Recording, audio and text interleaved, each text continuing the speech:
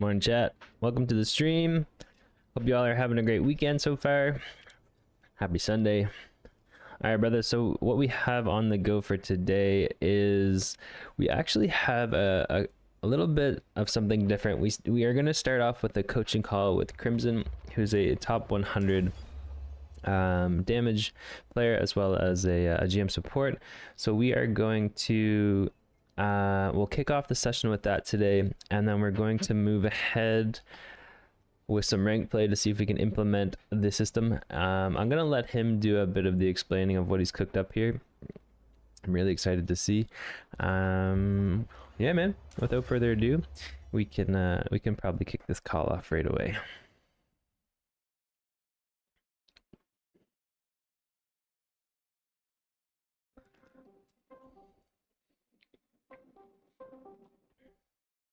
Morning, Crimson. Good morning. How are you doing? Doing good, doing good.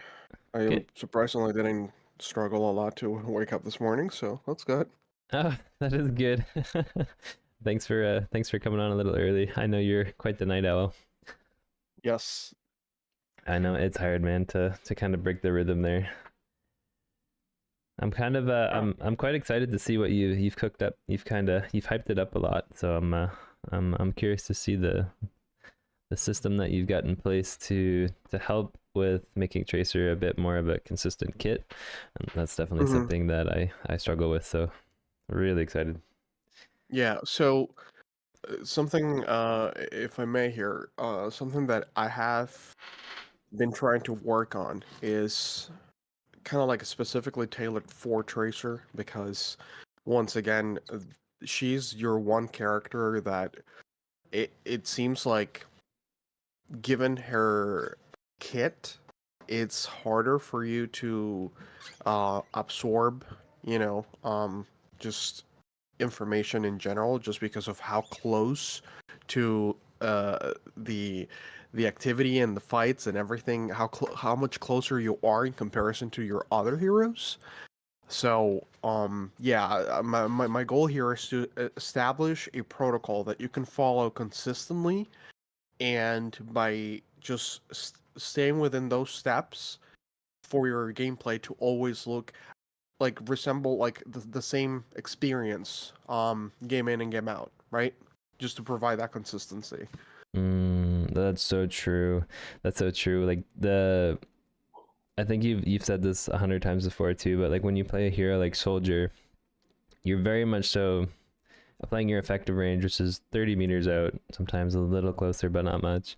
So you have a very good field of view of like what's happening, and you can react to what's happening so much easier because when you play Tracer, you're literally 10 meters away from any person at any given time, so it's much quicker paced, and Yes. it's at least for me, it's very difficult to just like slow down and be like, okay, let's breathe, let's just look for information even though we're doing damage.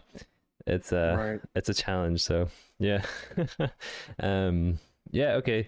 Before we dive into anything, I just wanted to give you the floor to do a quick little introduction about your background with Overwatch and coaching experience, just for anybody new that's hopping on. Sure. So my name is Crimson. I'm one of the resident coaches here in Bob's Discord. I started out playing the game Overwatch 2 as soon as it came out, or as soon as it dropped. By season 1, I placed gold effectively the entirety of the season.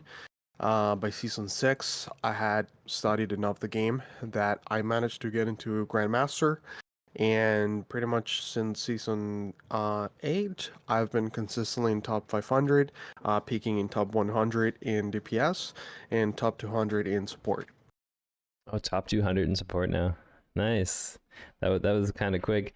I know. When did you peak top 200 in support? The same season that I peaked 100 in DPS. Oh, congrats, I man. was I was grinding. I was grinding, dude. Yeah, no kidding. Wow, that's impressive. All right, I'll let you take the floor here. I'm not really sure which direction you'd like to go in. Sure, sure. So, what we're gonna start doing here is I'm gonna give you a little bit of exposure, in the sense of I'm going to share my screen. We're gonna, you're gonna, I'm gonna contribute, right? But I'm gonna have you interact a little bit more with what we're showing. Right now, what I have, it's a video of Hydra playing Tracer. The exercise that we're trying to go for here is I'm gonna showcase a professional player such as himself, right? Mm. Playing the character and how, based on what we're doing, like the principles and everything that we know about Tracer still holds true even at the highest of elo, right? Um, so we're gonna do that. Then we're gonna proceed to look at my own gameplay with Tracer as well, as you have a code for me, or from me rather. Yeah. And um we're gonna tie things up nice and steady with maybe a round or two of live coaching. Okay? Sure, that sounds great. Okay. All right, so let me just pull up the gameplay here.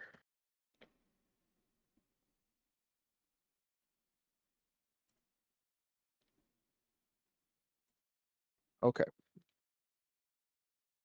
Let's go ahead and share my screen. Okay. Perfect. Oh, Hydron. Okay, cool. I missed the name there. Yeah, yeah. This is Hydron. So he is a professional player.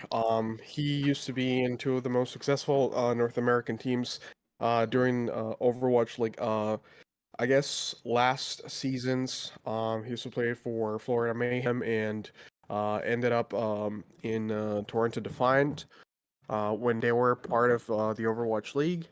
And yeah, he's a pretty strong player. People may have their opinions on him, but regardless, he is a phenomenal player. So we're gonna try to learn as much as I can from him.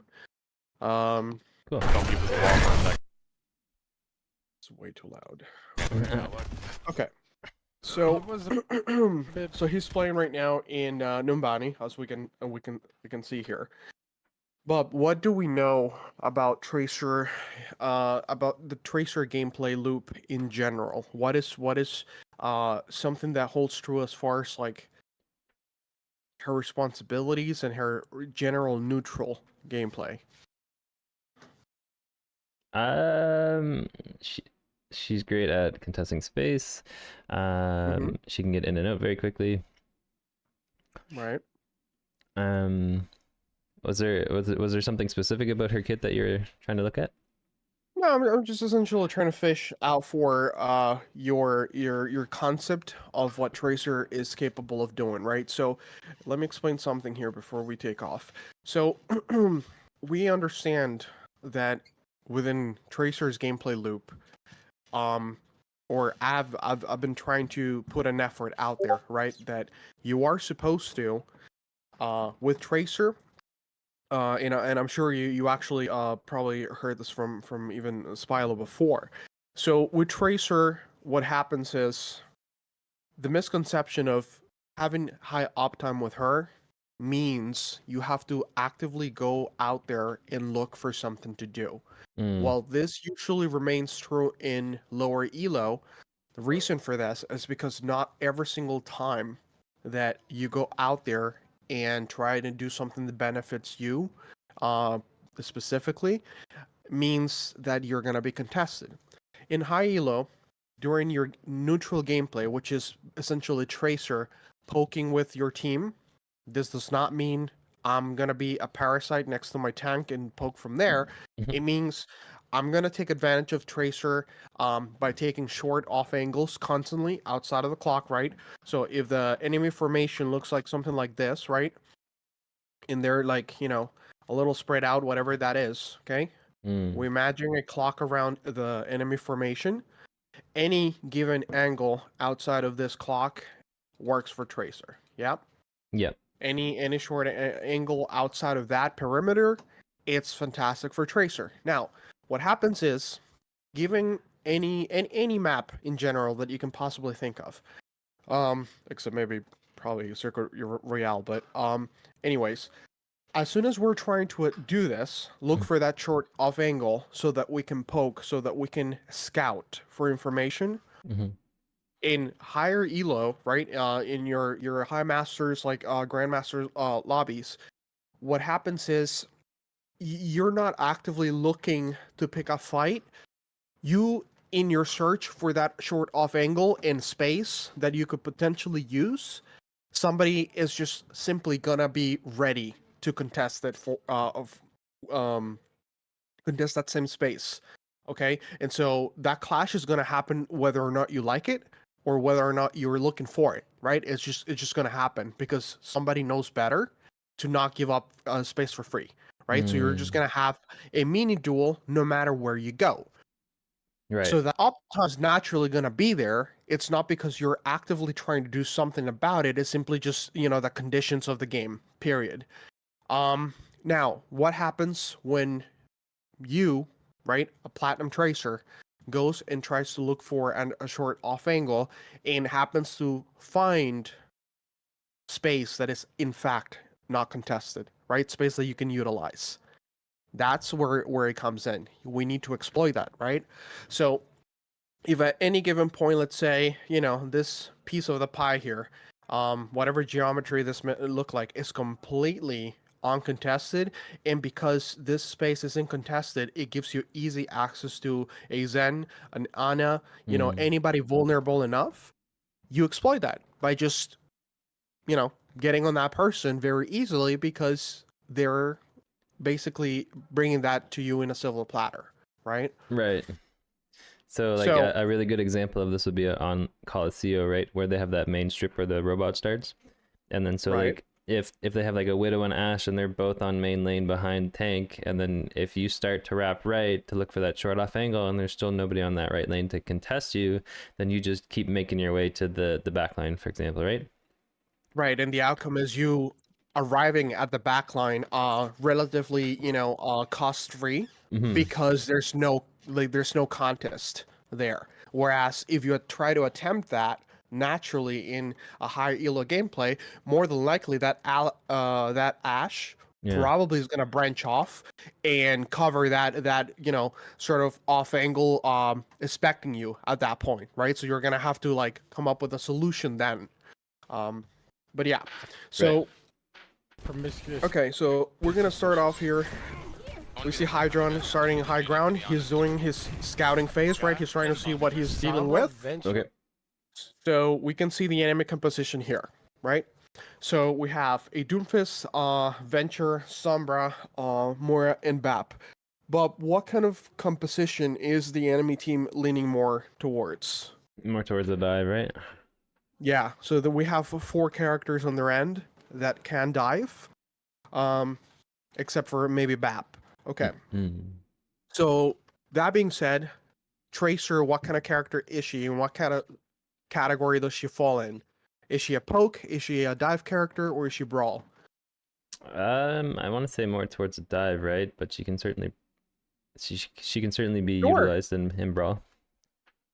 Sure, absolutely. Like there's a little overlap there, depending on. Now, usually the tanks are the pillars who kind of establish the tempo of the game, right? So the tank usually is the one that more than likely the team usually builds around. Okay, Yeah. as far as composition goes. So if I'm a dive character such as Tracer, does that mean that I can just willy just dive myself whenever the enemy team is present? No, right? No. The way how we approach the game, now that we know what the composition looks like, has to be adapted, right? So in this case, because my own team is also running a little bit of dive, this is going to be pretty much a bit of a stalemate. So what we do with Tracer is we're going to do our neutral game. We're going to poke. We're going to find those angles, right? But we're not going to hard commit to anything. We're going to wait for a green light to come and fall in our lap before we commit, right? That's the difference. Okay. We're not going to try to force anything out. because dive versus dive, you know, the first person to slip up is the person usually that ends up getting punished, right? So you're gonna wait for that opportunity, and this wouldn't be any different in your platinum games, right? So Moira, Bap, dude. he knows this. As you can see, Hydrant right now is not doing anything in particular other than scouting the field, seeing who is available. And so here he is. Okay. Bap is solo at the moment, forcing him off. And that's his play, right? That was his spike. He went on the Baptiste because he was kind of, you know, far away a little bit. So the pressured green light him. there was that Bap was isolated. Yes. You can walk up a little. Sure, here. But you can see, even from this moment that he makes that play and he spikes, right? That was his green light. He was convenient, right? We were at that short off angle. Bap happened to be there, so we go on the Bap, right? We just don't try to cheat it. We just go on the person who is readily available for us, and that's the play to make at the moment. Period. Gotcha. And we took a little bit of poke. We don't have recall. We back out. Sure, here.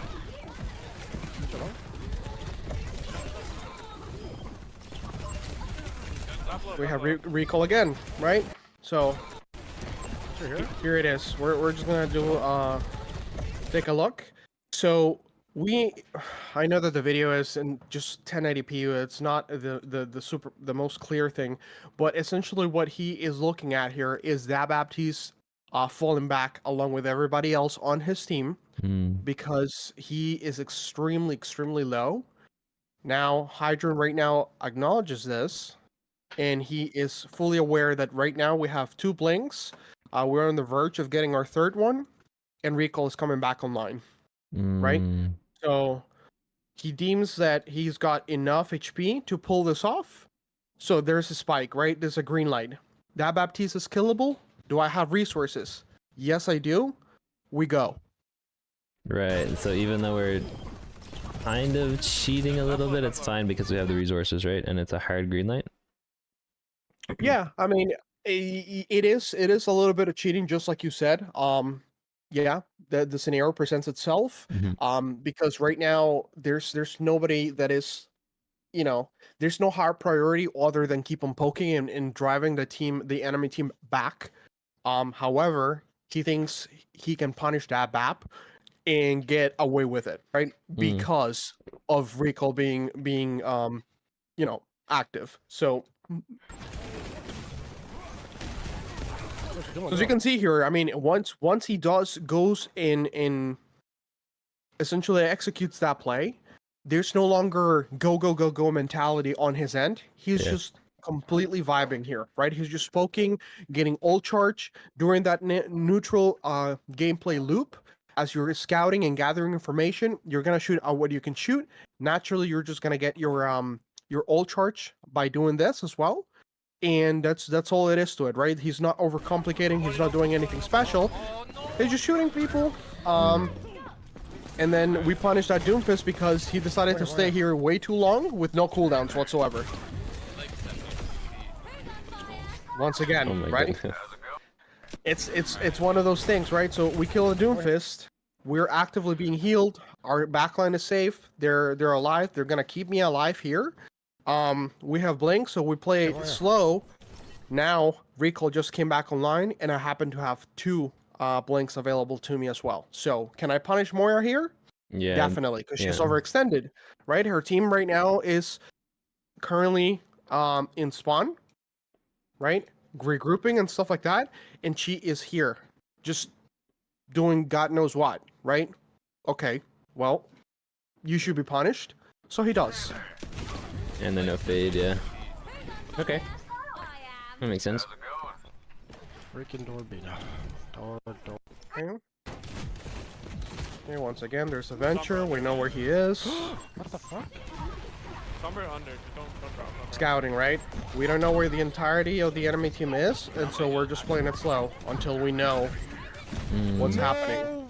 Way, he's playing like that. So he rushes a pulse bomb, right? He's not actively trying to calculate how to stick this. He just goes on a Hail Mary and well, just it's unsuccessful. Why that? Definitely a mistake. Right. But it would have been a good pulse because they had the no burrow, right? I get that. Correct. No, I mean Yeah. the timing was correct, but his execution was rushed. Right. So he ended up not doing anything. Okay. So Now he's. Go ahead. like if we look at this, okay, so there's orbital ray, but like he's Mhm. standing in the middle of everybody. And I Well, mean, like as Tracer, here's- you're still squishy, right? Yeah. Well, the thing is, like, this is a very good observation on your part. Doomfist team is still in main, right? Doom is the only one here. So technically speaking, who is overextended here is the Doom. The core of his team is back there. So in a way, Doom is making this clock very, very wide. And the way how he can cheat this, right, is right now there's a special condition, right, which is my team is moving forward, plus I'm being affected by orbital ray, Mm. right? So can this actually? This is a very good example in my VOD. That I also do something very similar to this. That I am in fact violating the clock principle, right? I'm going through the clock, Mhm. but the reason why I can get away with it is for a special circumstance. In Hydrant's case, this is my team pressing forward, plus the fact that we're all walking with orbital ray Right. on top of the fact. Okay. So that's why. Peek open. Okay, but you see, so here's a rotation. We drive that Venture out. So does Doomfist, right? Venture gets out. Here's somebody, I don't know who this is. I can't even make it out. Here's Doomfist. We'd reset it. Clock is back to, you know, how it should be, and I'm playing outside of it, right? Right. Do one. Oh. Okay. So here's a mistake. Right? Even professionals make mistakes. So we have cooldowns. We get healed up here, but not all the way, right? So we were inside of this little exit because his current backline right now, I mean, especially with my break, right? We can see here my break just died. What we need to do here is just walk to the mega, right?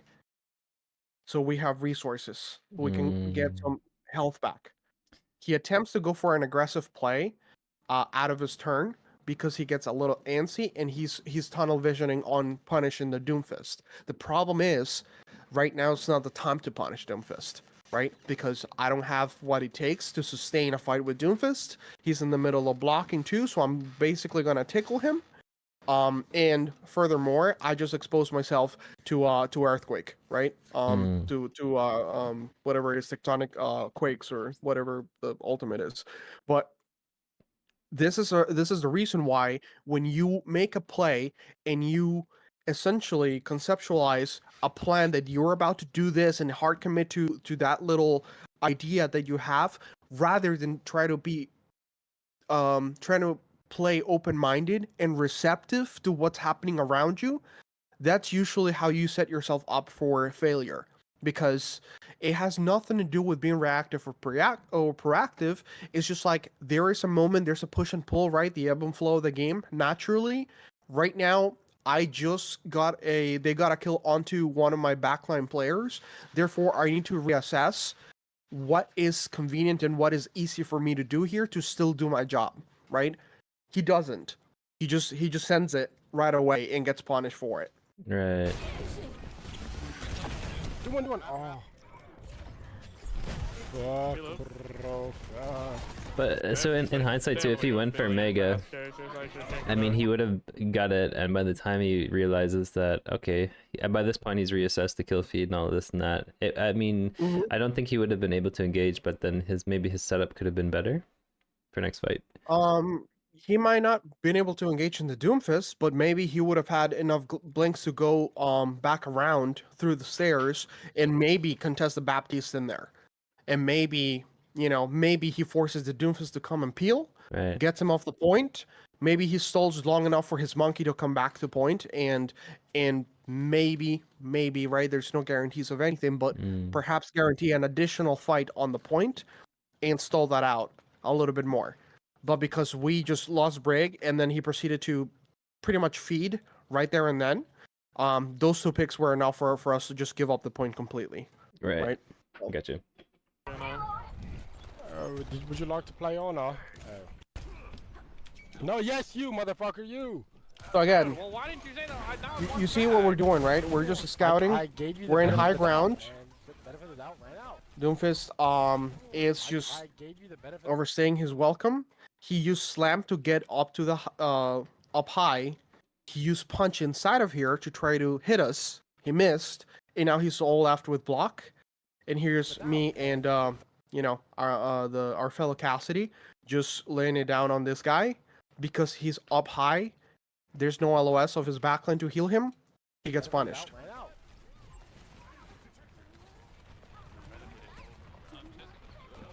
Also, Bob, something that you're gonna notice, especially with me and other high elo players, is that you remember how always Darth keeps on, pushing the narrative that when we are in rotating mode, right? That's when we're gonna be using our blinks most of the time.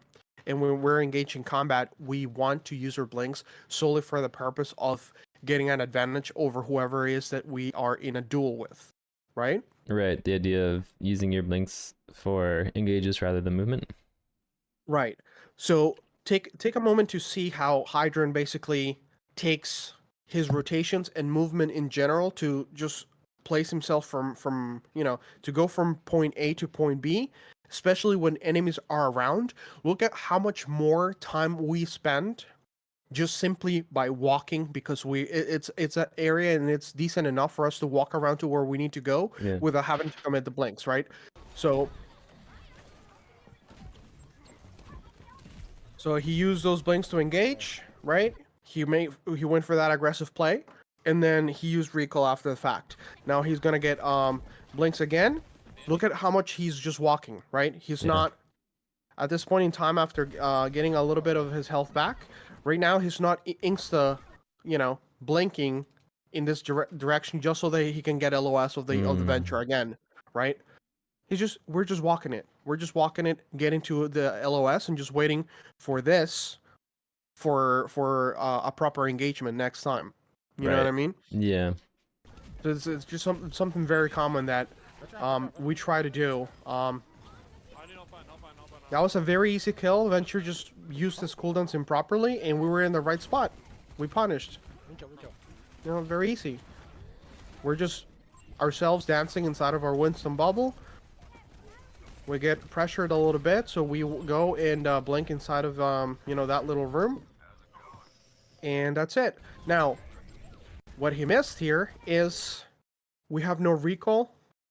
Our Winston, yes, he's currently in primal, but we're way overextended. Once again, he's not. He's a little too tunneled in what's happening here, and he missed this. Right. No brig, yeah. So if I'm him at this particular time, I'll shoot a little bit, but as soon as I have 3 blinks available, dude, I'm going back to my team. Like I'm going to a safer position, because we know that they have a dive comp, yes? Yep. Right. That hasn't changed. Now, are they able to successfully chase after me and punish me for when I don't have cooldowns? 100%. Yeah. 100%, right? So if I was up against a brawl composition, staying here, playing my neutral, poking a little bit more, absolutely fine. It's okay, right? I can get away with it, right? I can get away with it because there's no potential for a chase. In this case, me not having this recall, dude, means I need to get the fuck out right now. That's because so my true. team's not here. Yeah, the composition team's not matters. here. How long you can stay. Okay. So, Doomfist, Mora, in Sombra can very, very easily just chase after me and kill me. I don't want to stagger myself.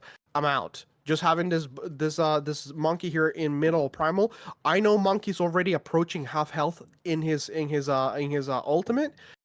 My monkey, I know for a fact, he is probably just gonna use his last couple jumps to get back to the team because he's also like he knows the situation's not good, right?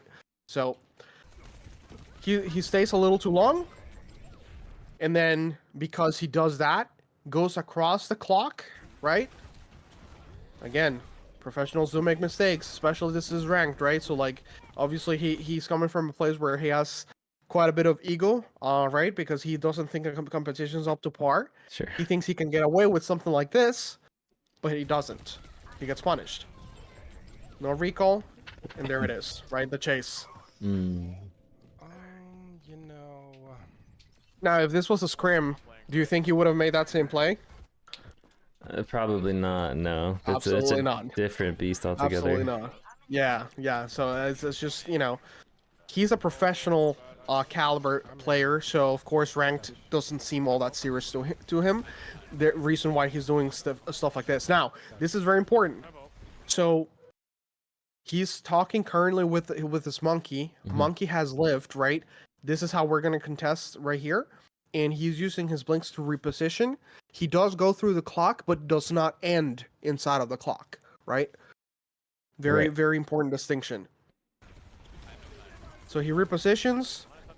We can't be using blinks aggressively, right? Because we just use them for movement instead. And so we're just walking, taking advantage of our bubble. Yeah? Right. I think that's a big problem I have actually, is that once the fight starts to break out, I deplete my resources way too quick. And I'm not really too conservative with my blinks.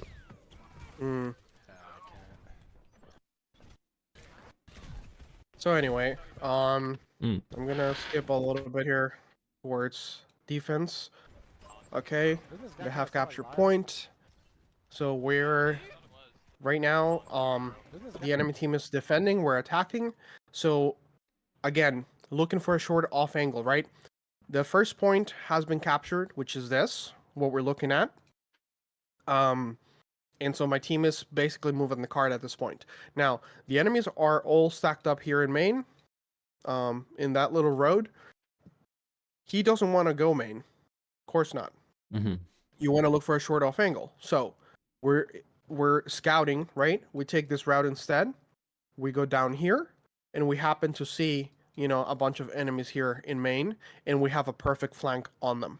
Now, this is a very high elo lobby, so we're not gonna just jump the gun right away, but we're gonna keep this space that we see here alongside main, because that gives us options, right?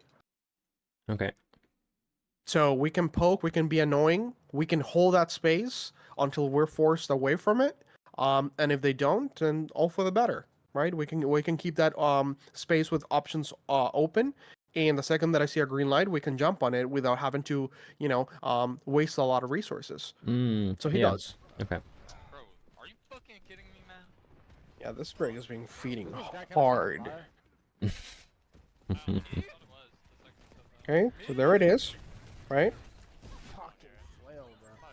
Again, that was absolutely pointless. That play he just made, completely pointless. There's no reason to do that. Matter of fact, if you see what's happening right now,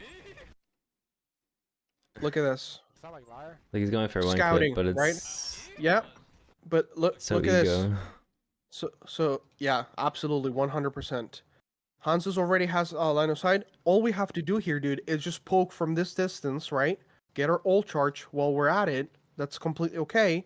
And wait for a monkey to jump and commit, right? Put that bubble down. Now we can commit to a one clip, and that extra pressure from my teammates will give me a green light. Somebody's gonna get low enough that I can just jump the gun, right? So we save this rather than force something out. Right. You see what I'm saying? Yeah. Like this is a problem. This is a problem because when you're not receptive and you're just thinking, you're drilling into your own head that I need to do something right now, and you're not open to potentially see the whole picture, he would have seen that all he needed to do here, because even Brig is about to spawn right back, is just wait for the monkey to initiate.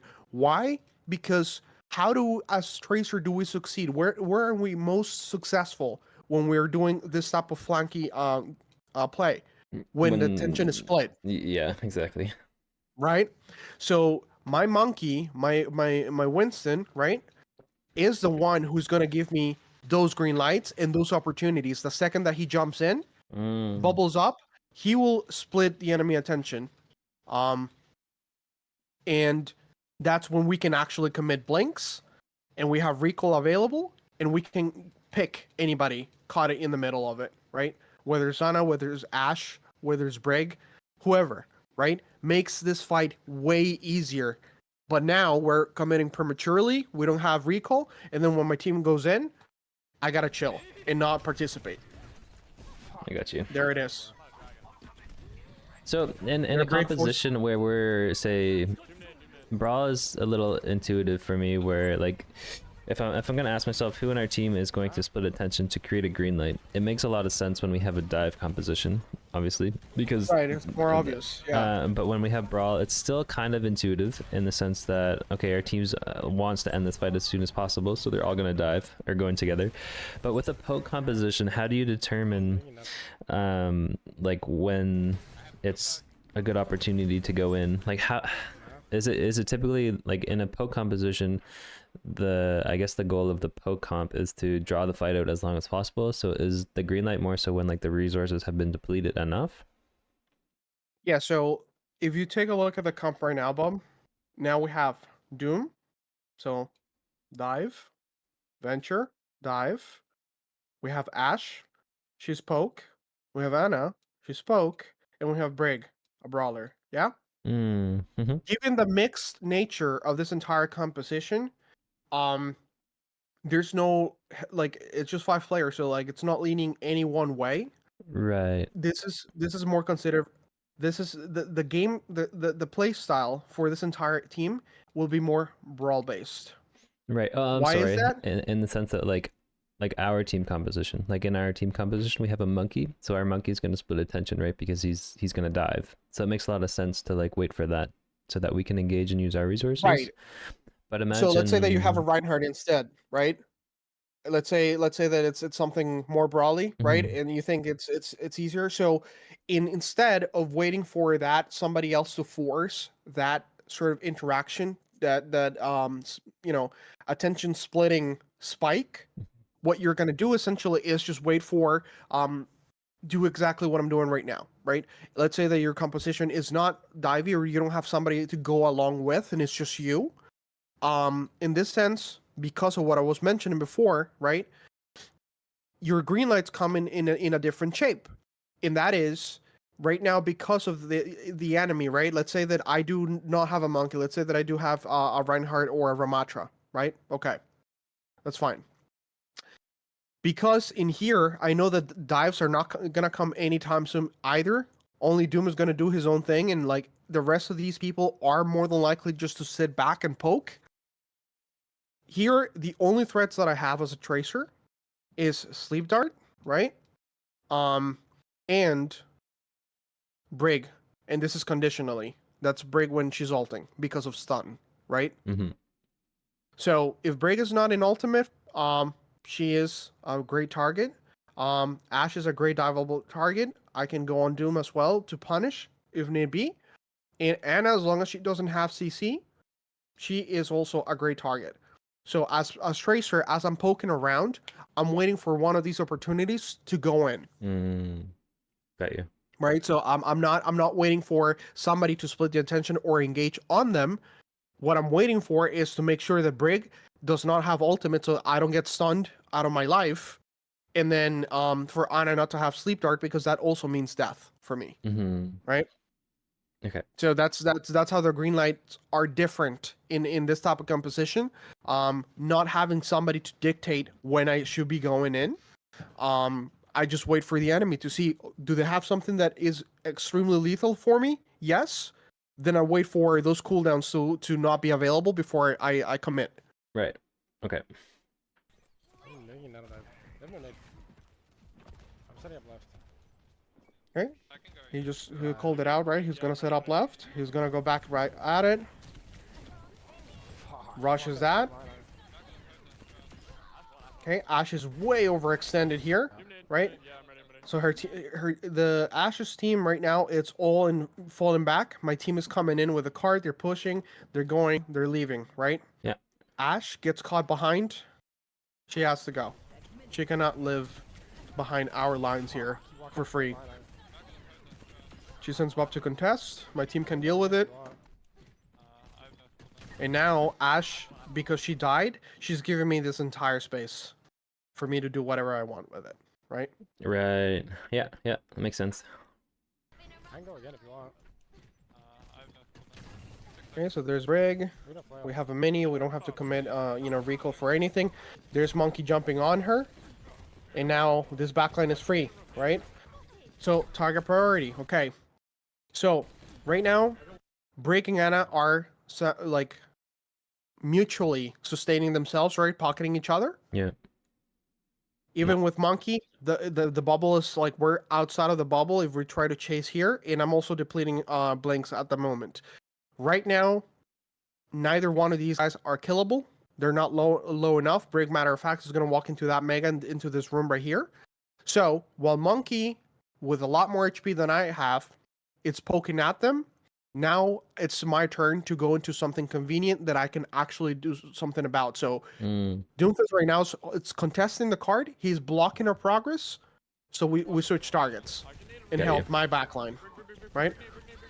Now, in here, the reason why we go back is because our Ana is calling out for a nade, and who catches it? The Brig, right? So now we're gonna focus her. But you see it, right? So because we get our Yeah. recall forced out, now we gotta chill. Right. Okay, so we look around. Brig's gonna walk up and I'm gonna nade. My Monkey's doing a great job juggling her, keeping her isolated from her team, pushing the Brig more onto our team. Unfortunately, the Brig does a good job, bashes back into her territory, and things reset. It is what it is. I saw. Good push. Give me a nade. So you're just taking space, poking right. There it is. Monkey jumps right. We're waiting for it. He jumps, Ana, and then we drop. Got you. Now, can you do the same thing in your plat games without a Monkey necessarily calling it out? Yes, you can. Why? Because you're just scouting, right? You have a good position. You're being receptive. You wait. Something happens, and you take advantage of it. But you gotta give yourself the chance to be receptive and open to see these things. Because if you prematurely here in high ground, if this is you, right, and you see Ana throwing a nade, and you prematurely go, and you get your recall forced out, now when your Monkey jumps, you're not there pressuring and potentially securing that kill, right? Right. That's very true. And that's something that I would typically do. It's like, oh no, nade, that's a green light. Let me go for it. But in reality, it could be a harder green light with Monkey. Correct. So anyway, we're just gonna finalize everything here. He's pushing all the way through. What's your half? He has a good off angle right now. Okay, Venture's out of position. He's unreachable, so we switch targets. We pressure the Doom instead. We're just walking, right? You see this entire time. He's not going crazy with blinks to move to places. He's just he's walking into his space. Very disciplined with it, yeah. Okay, there it is. Okay, no recall on Tracer. Brig is still out here, harassing her, so she cannot be packing her teammates.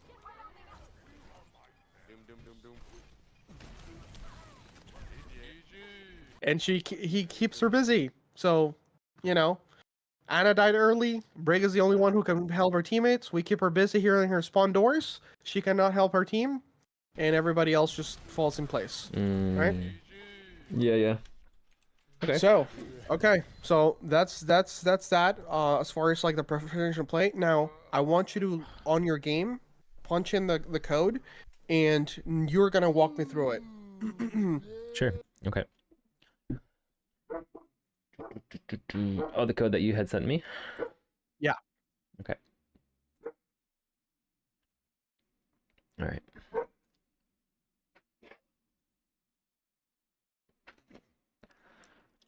Alrighty.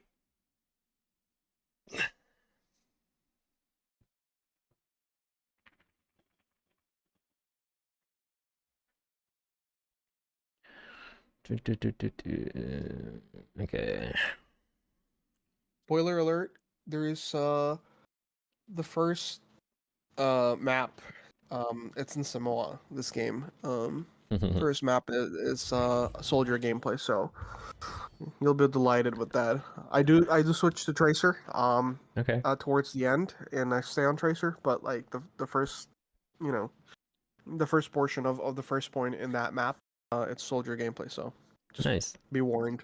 I don't mind it. Why the soldier pick here though? Just because it has really good angles that work very well for poke. Okay. So awesome. Okay. Every soldier needs a cause. Who's ready to get this All right. So we go to Zen, Okay. Vap, Ash, and Ball. I'm quite pokey So- other than Ball here. Yes. So, Bob, pause it for a quick second here. There's something I want to clarify. Yeah. So here's the deal. So,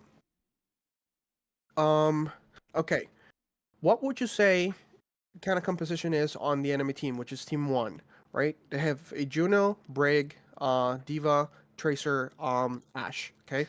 So Poke dive. tell me poke, what you think brawl, about that. dive. It's pretty hybrid.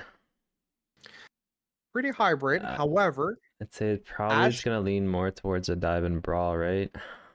yes, that's correct because the brawl core essentially it's be made out of Brig Ash, right? Because Ash can also deal with close range, right? She has the ability to do so.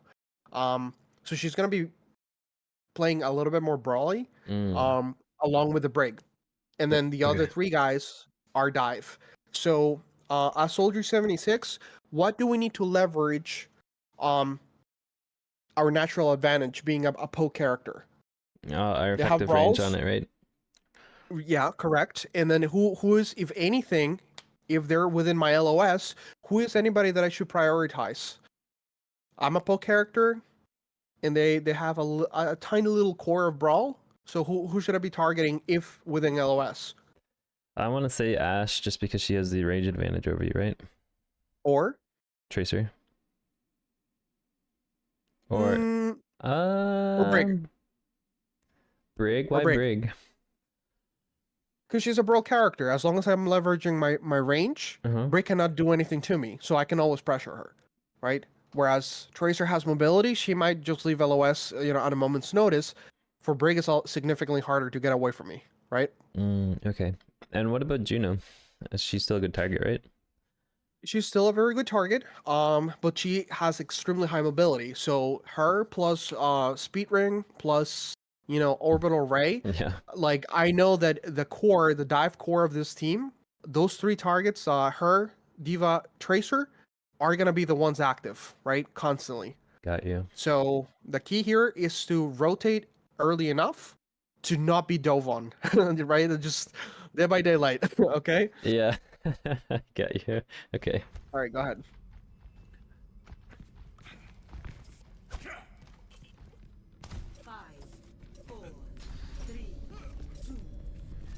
Okay. So left makes a lot of sense here because, right, I would feel that would be contested by Tracer or anybody with short sight lanes. And this will give us a range advantage here.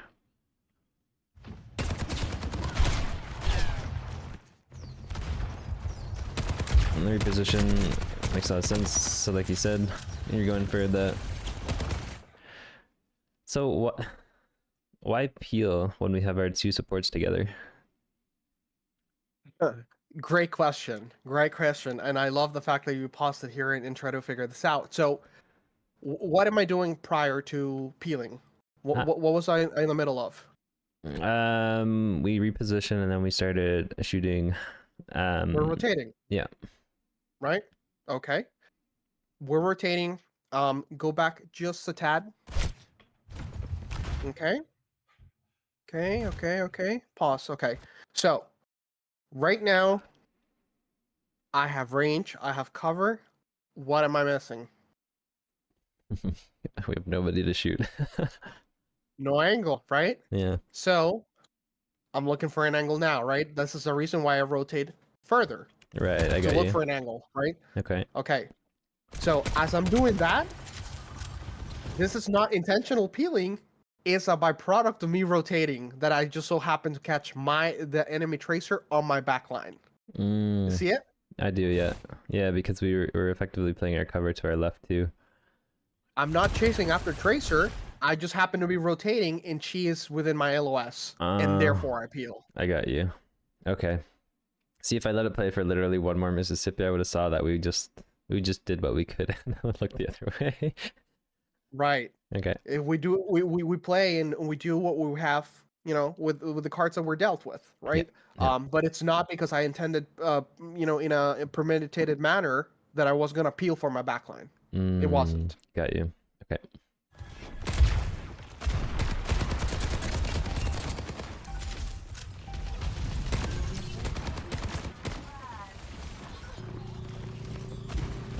Take a deep angle here. But we need to be careful. Okay. This is hella scary. What I move? Why did I move? What triggered me rotating there? Um. You can let it play again. Okay. Fine.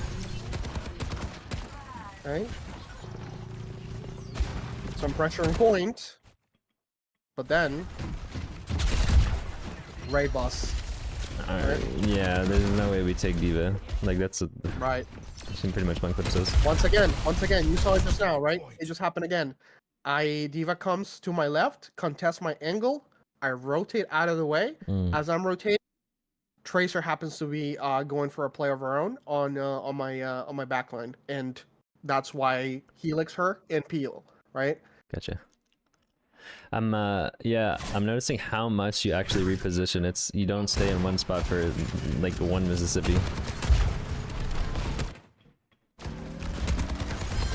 Great angle here, and we're not really contested by anything, so this is pretty much free. But then, okay, we get shot by Look at Ash. this. I get shot by Ash once. I took cover, right? I didn't even move. I just went behind the wall, waited it out, and now we're good to go. Now we're in cleanup mode. Right.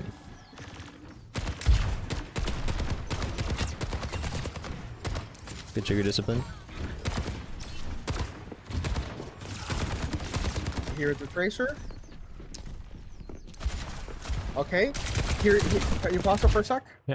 So you remember how we were forward, right? I heard the steps of Tracer coming in, and you see how it's just like I was saying, right? Tracer looking on her neutral gameplay, short off angle, right? Playing outside of the clock. She's doing that.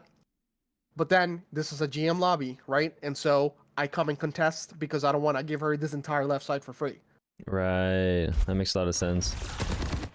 And we can't really stay here either because we're toast if we do. Right. So I rotate and I keep on pressing this left side because I don't want Tracer to get any advantage here over my team. Right. So I contest. I got you.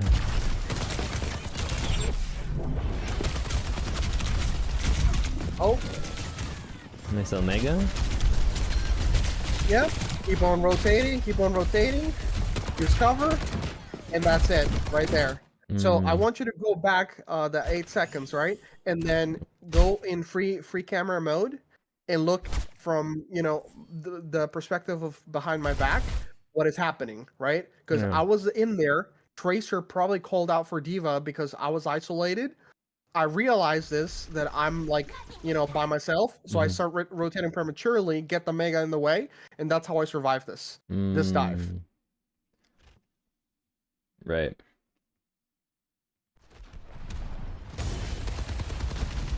Yeah, as soon as that pulse bomb happens, you're out of there. You got the schmovement, dude. That's the awkward dip and dive. Alright.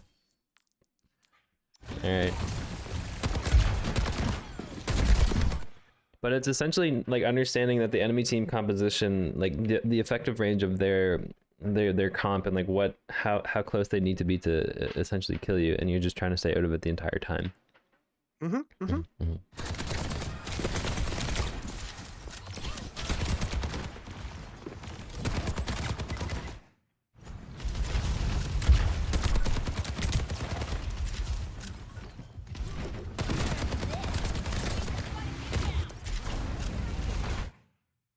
Okay, look, so we got This- Diva demeched, right? I see. Okay, this is why we push up. I was So- gonna ask you like, why don't we try to wrap left here to create the space rather than play main with our team? Because right now, the reason why I don't go left is because I'll be completely isolated by Tracer, and everybody's sustaining my tank, so my backline moves along to the right side, and if I need peeling, I'm not gonna have it. So that's the risk assessment right there. If I if I get go you. left, I'm not gonna have LOS of my backline, and it's likely that if they try to coordinate a dive on me, I probably am not gonna make it out. So that's why I don't. I get you. And if our whole team rotates right, then would you consider this to be like your off angle, right? You know what I mean? Like this, If I like can see almost like your something, left sure. lane. Yeah. Okay. Yeah, if I see enemies, definitely, I would agree. Okay. Now you're gonna see a reason why we're gonna kite. Go ahead. Okay, we're down 2. Yep. So we disengage. Once again, I'm gonna be dove. They call it out. But look, go back over for a sec. I didn't realize there was a mega there. Okay. Yeah. So here's the deal, right? So I'm here isolated. I do bait the diva in, and look at the setup of my ball, right? So I go into that right side because we're getting closer to my spawn to regroup, right? Yeah. And then look at what's going to happen here. I successfully bait the diva, and then my ball is already set up because the Ashe overextends trying to go and punish me. Look at what's going to happen.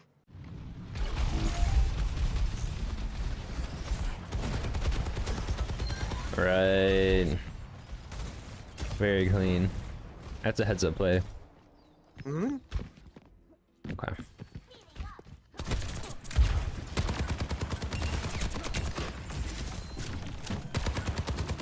Let's see if you can catch this green light here. Big mistake coming up actually on my part. So I'm rotating, right? I'm gonna. Sorry, go ahead. Oh no, I'm just thinking out loud. Like they just throw Bob. Yep. Mm-hmm. That's gonna give me a false sense of security. Look at the mistake I'm about to make.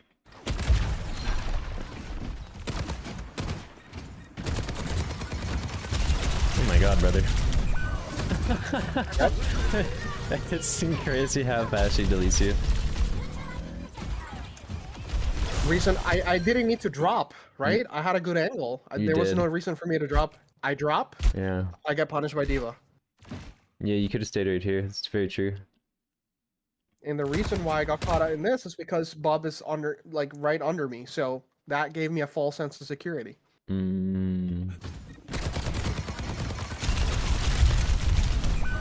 my god, that's scary. If I'm still standing, I'm still fighting. So it's their turn now. Mm-hmm. They have a Bob. However, look at this. He was so low. I realized this. Reposition. Go for visor. Still yeah. low.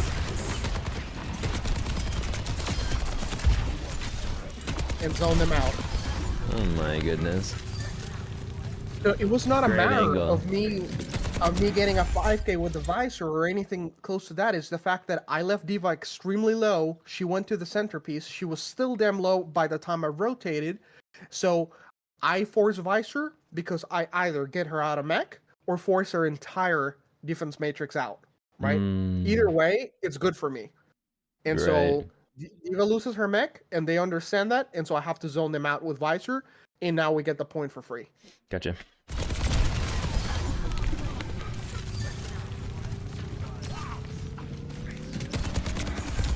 I'm just in cleanup mode. We set up, we can test space on the left.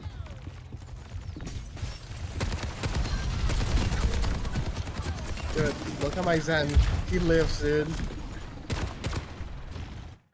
Where is he? Go back. Pay close attention to the Zen here. Look at him now. Right in front, yeah. Ow.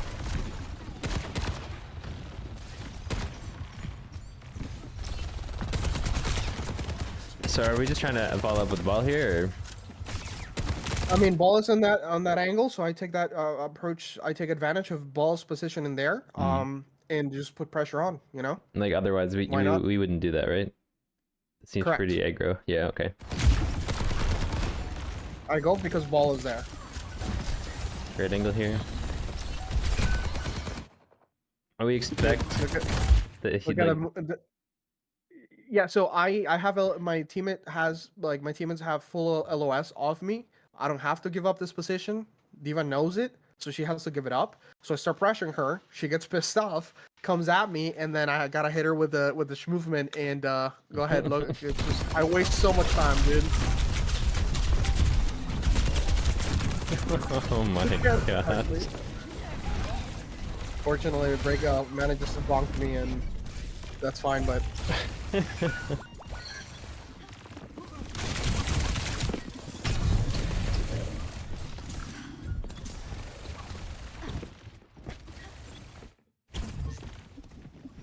Okay, so looking for a short off angle, right? Yeah, we take right. This makes a lot of sense.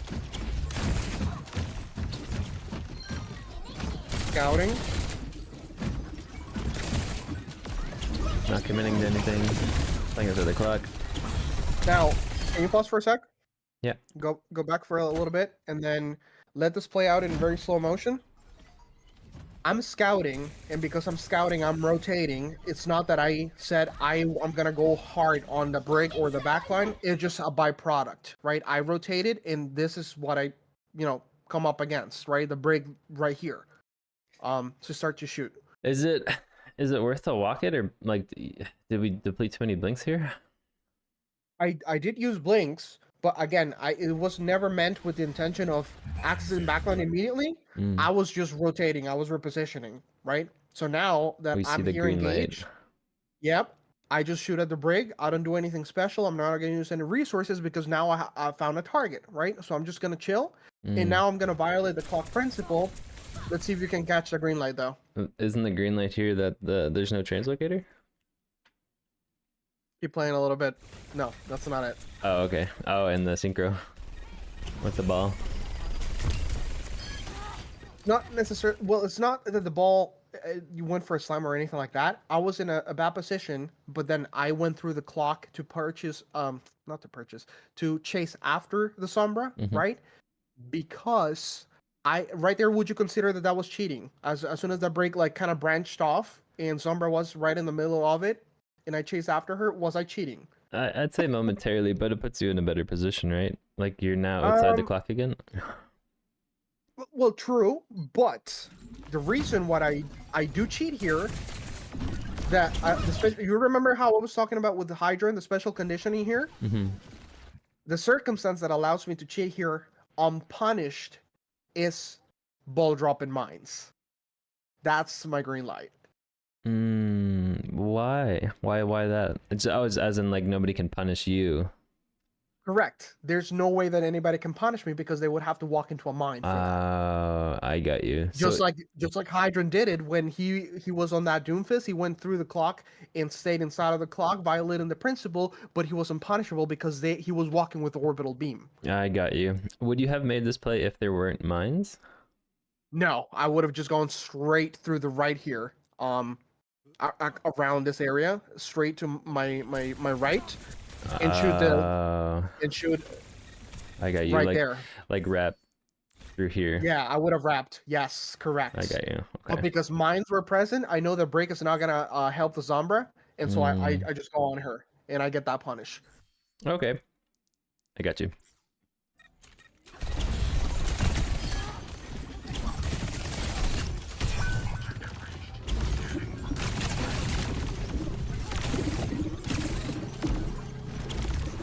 Not doing anything special, right? I just stayed on point because I was pressuring point. I was about to capture it, but then now Brig came back inside of the point and it's contesting me. But that's why I don't chase after the Juno. Yes, she was in the middle of her ult, and that's fine. That's also a red light for me. Yeah. But I'm still not gonna try and pressure her because actively the pressure that I'm applying is that I'm attempting to capture point. So that's why I stick around. I see.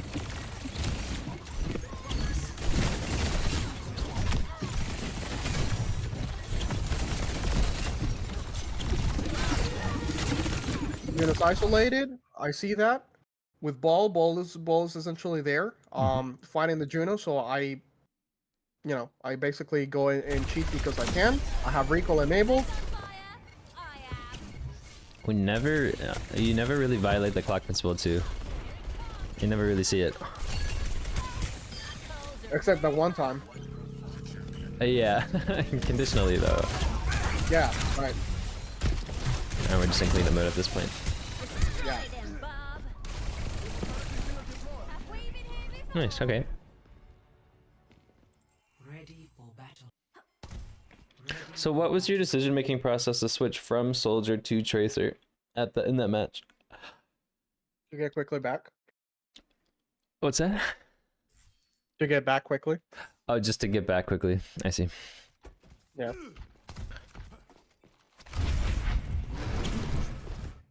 Okay, so we still have Zen, Lucio, we have a Junker. So we're gonna play Now instead of ball. So my team is more it's more of a it's leaning more towards poke, right? Mhm. Because of the BAP, Zen, and Ash. So I am gonna chill, be a little less aggressive, as they still have dive enabled, and so I'm gonna wait for them to make a mistake before I aggress. Gotcha. Okay. Keep it up.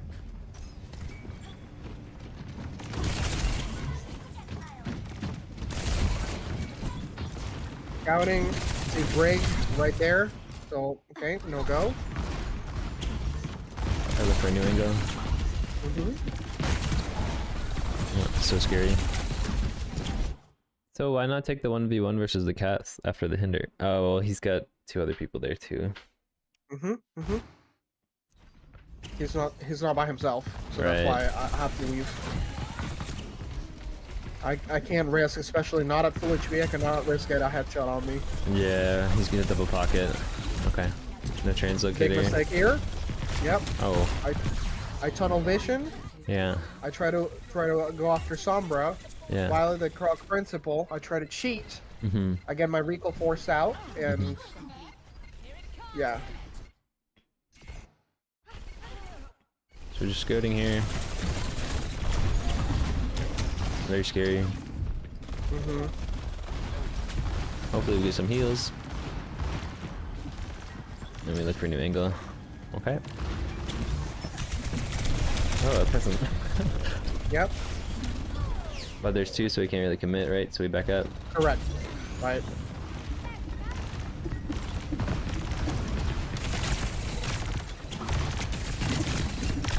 She's isolated, so this is the green light right now. Briggs back, no green light. And I should have left sooner, because Cassidy was in play. So as soon as that recall, I needed to commit to like just leaving because I take a little bit a little bit longer. Yeah. I cannot make the mega. Yeah.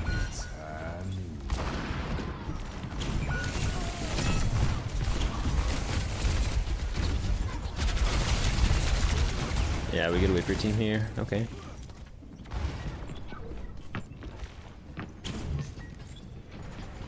Checks our team location.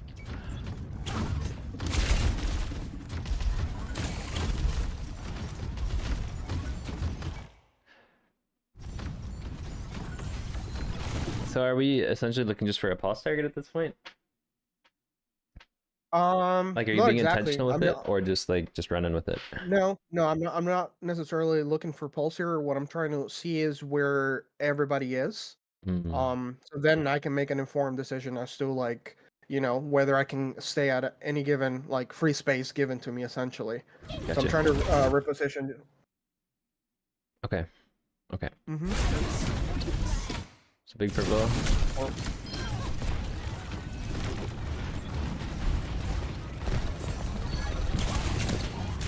Right here. This is something I wish I didn't do. Somebody called out for Sombra. Behind you, Tracer. She's one, right? So that's why I disengaged the Cassidy that was right there. And Very I not wish one. I didn't. Yeah, She was full the Yeah. whole time. yeah. And I wasted my time. I could have killed the Cassidy instead. And I just wasted a lot of time here, unfortunately. Mm. Bad cons.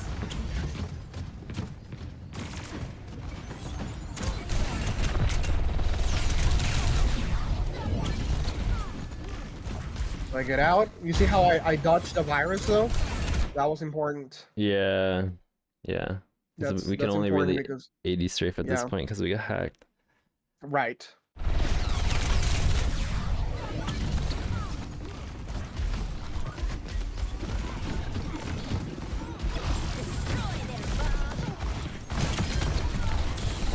Okay, Okay. go back and play that in slow-mo. So Yeah, that was Bob is quick. deployed.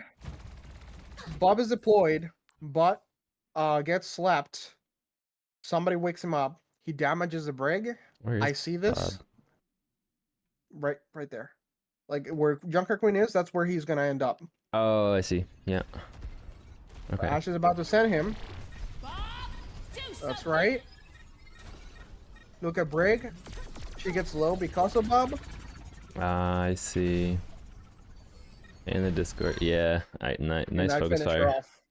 Yeah, and then because Brig dies, that's a green light from my Junker Queen. She uses Shout to take space, right? So we get boosted speed and a bit of overhealth, and that's how we start cleaning this up. The Brig dying there is what causes us to just go full on forward. Got you. Good cover My usage while queen gets reloading. the cast. Yeah. Yep. Now that's what everybody talks about, right? Like in GM, dude, like one slip up, and that's how things snowball from there, right? Yeah. It's immediate. That's crazy.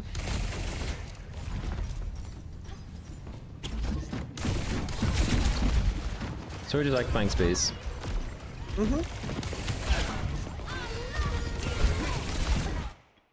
Okay. Okay, so we have a rally here. We go for the balls. Good try. Fully disengage. Okay, by myself. I know I'm gonna be chased. I need blinks, so I wait. That's how I get out. Having the blinks available is what allows me to live here. Nice. Now, go back a second. You're gonna see the punish here. Brig is gonna overextend, play in slow motion, and keep track of the Brig's outline. There's the bash. See it? I heard it. I didn't see it, obviously, but I heard it. Is that when she used bash. charges forward? Is that bash? Yeah, when she puts her shield up and uses bash to pseudo like stun somebody, she used it for mobility to get some Yeah. round off. Now she's trapped. So Right. me and Bull punish this. Ah, I got you. Got a Right, because position. she's Yep. got no way to get out. Right. Okay. Smart. We have advantage. Hopefully we push it.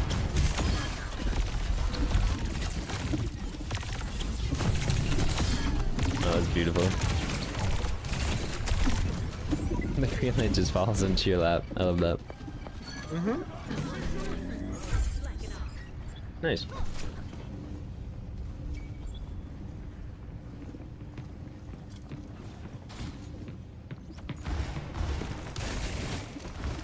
High checking.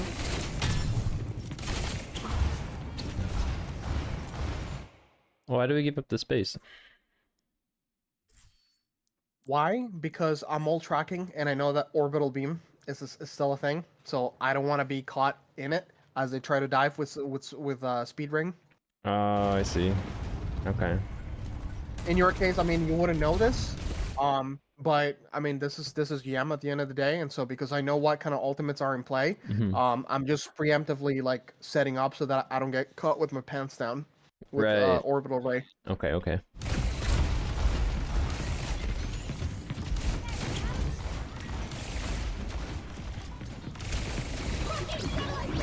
There it is. We disengage.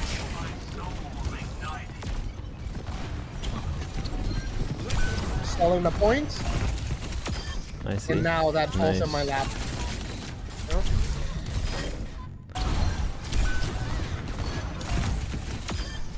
So That's beautiful. Yeah. I go across inside of the clock to reposition, right? Mhm. So because of elevation, right, and geometry. So I go across the clock. My intention is definitely just to go stop in the point so I contest, right, to Mhm. trigger overtime, if anything, right? So to stall it a little bit, and then I fall onto the ledge there. Yep. And because my team already disengaged orbital ray, and now they're going back in, this Cassidy falls on my lap. Mm. Right. Yeah, because that was your job to touch, right? Just to push the Yeah. overtime. Yep. There I it got is. you. Yep.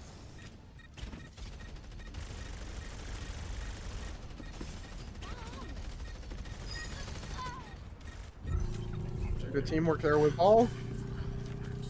The fundamentals are so locked in. It's like everything here with Tracer is just so consistent. But like you say, like when you're in this kind of a lobby, you have like maybe 1 or 2 mistakes in your game, and really that's it, right?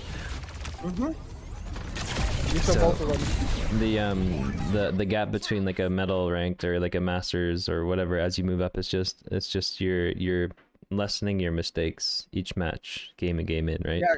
Because the knowledge is all there. You have successfully looked at the flow of this entire game, and you've seen the intention of action A causes reaction B, right? Mhm. You've seen all of it, and it's understandable for you, right? Yeah. It's just the fact that everything is compounded at this level, Hmm. and so the second that there's a slip up, people react immediately to it. Just like you saw the Brig, for example, bashing the Bob earlier to knock him down, cause her to drop a ton of health. Having a tracer on the enemy team in me, right? Being that close, it was a death sentence, right? So Yeah. that was a big mistake. We punished that, and due to her dying, my Queen uses shout. We take space, and that Cassidy gets caught completely, and that's how that entire fight just disappeared in a matter of seconds. Mm. Right. So like from what I'm observing too, it's like it's not that you're trying to make big plays or anything like that. You're just looking for like your consistent value. And when there is a green light, like you say, like the green lights fall on your lap, and you just have to utilize or capitalize on them. Act on him. Yes. Yeah. Absolutely.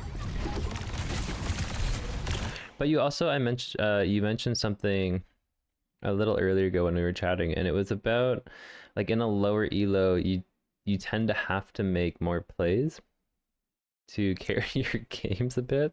So how do you find the balance between the two? So the balance, and it's real easy, Bob. So it's a great question, by the way. So in lower elo, we know, you and I know now that the amount of mistakes is just abundant, right? Mm-hmm. But the thing is, the problem is, if you force yourself to make the plays, you miss out on green lights, right? Happening in real time, right there and then. Things that you can use to carry your game.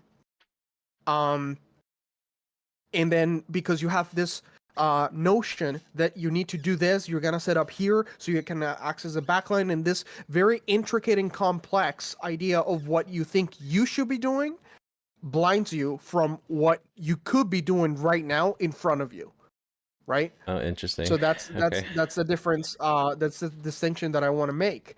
If you Mm. play more in open-minded and receptive, you're gonna see it. I mean, pick any on rank to GM on Tracer specifically, right? You're gonna see the same concept being applied by any high-elo player.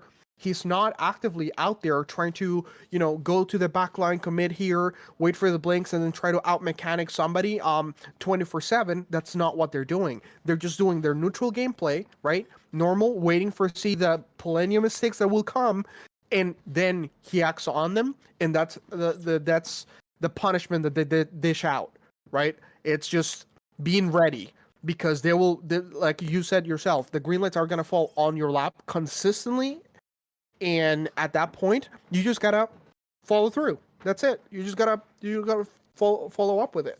Okay. Right. I get you.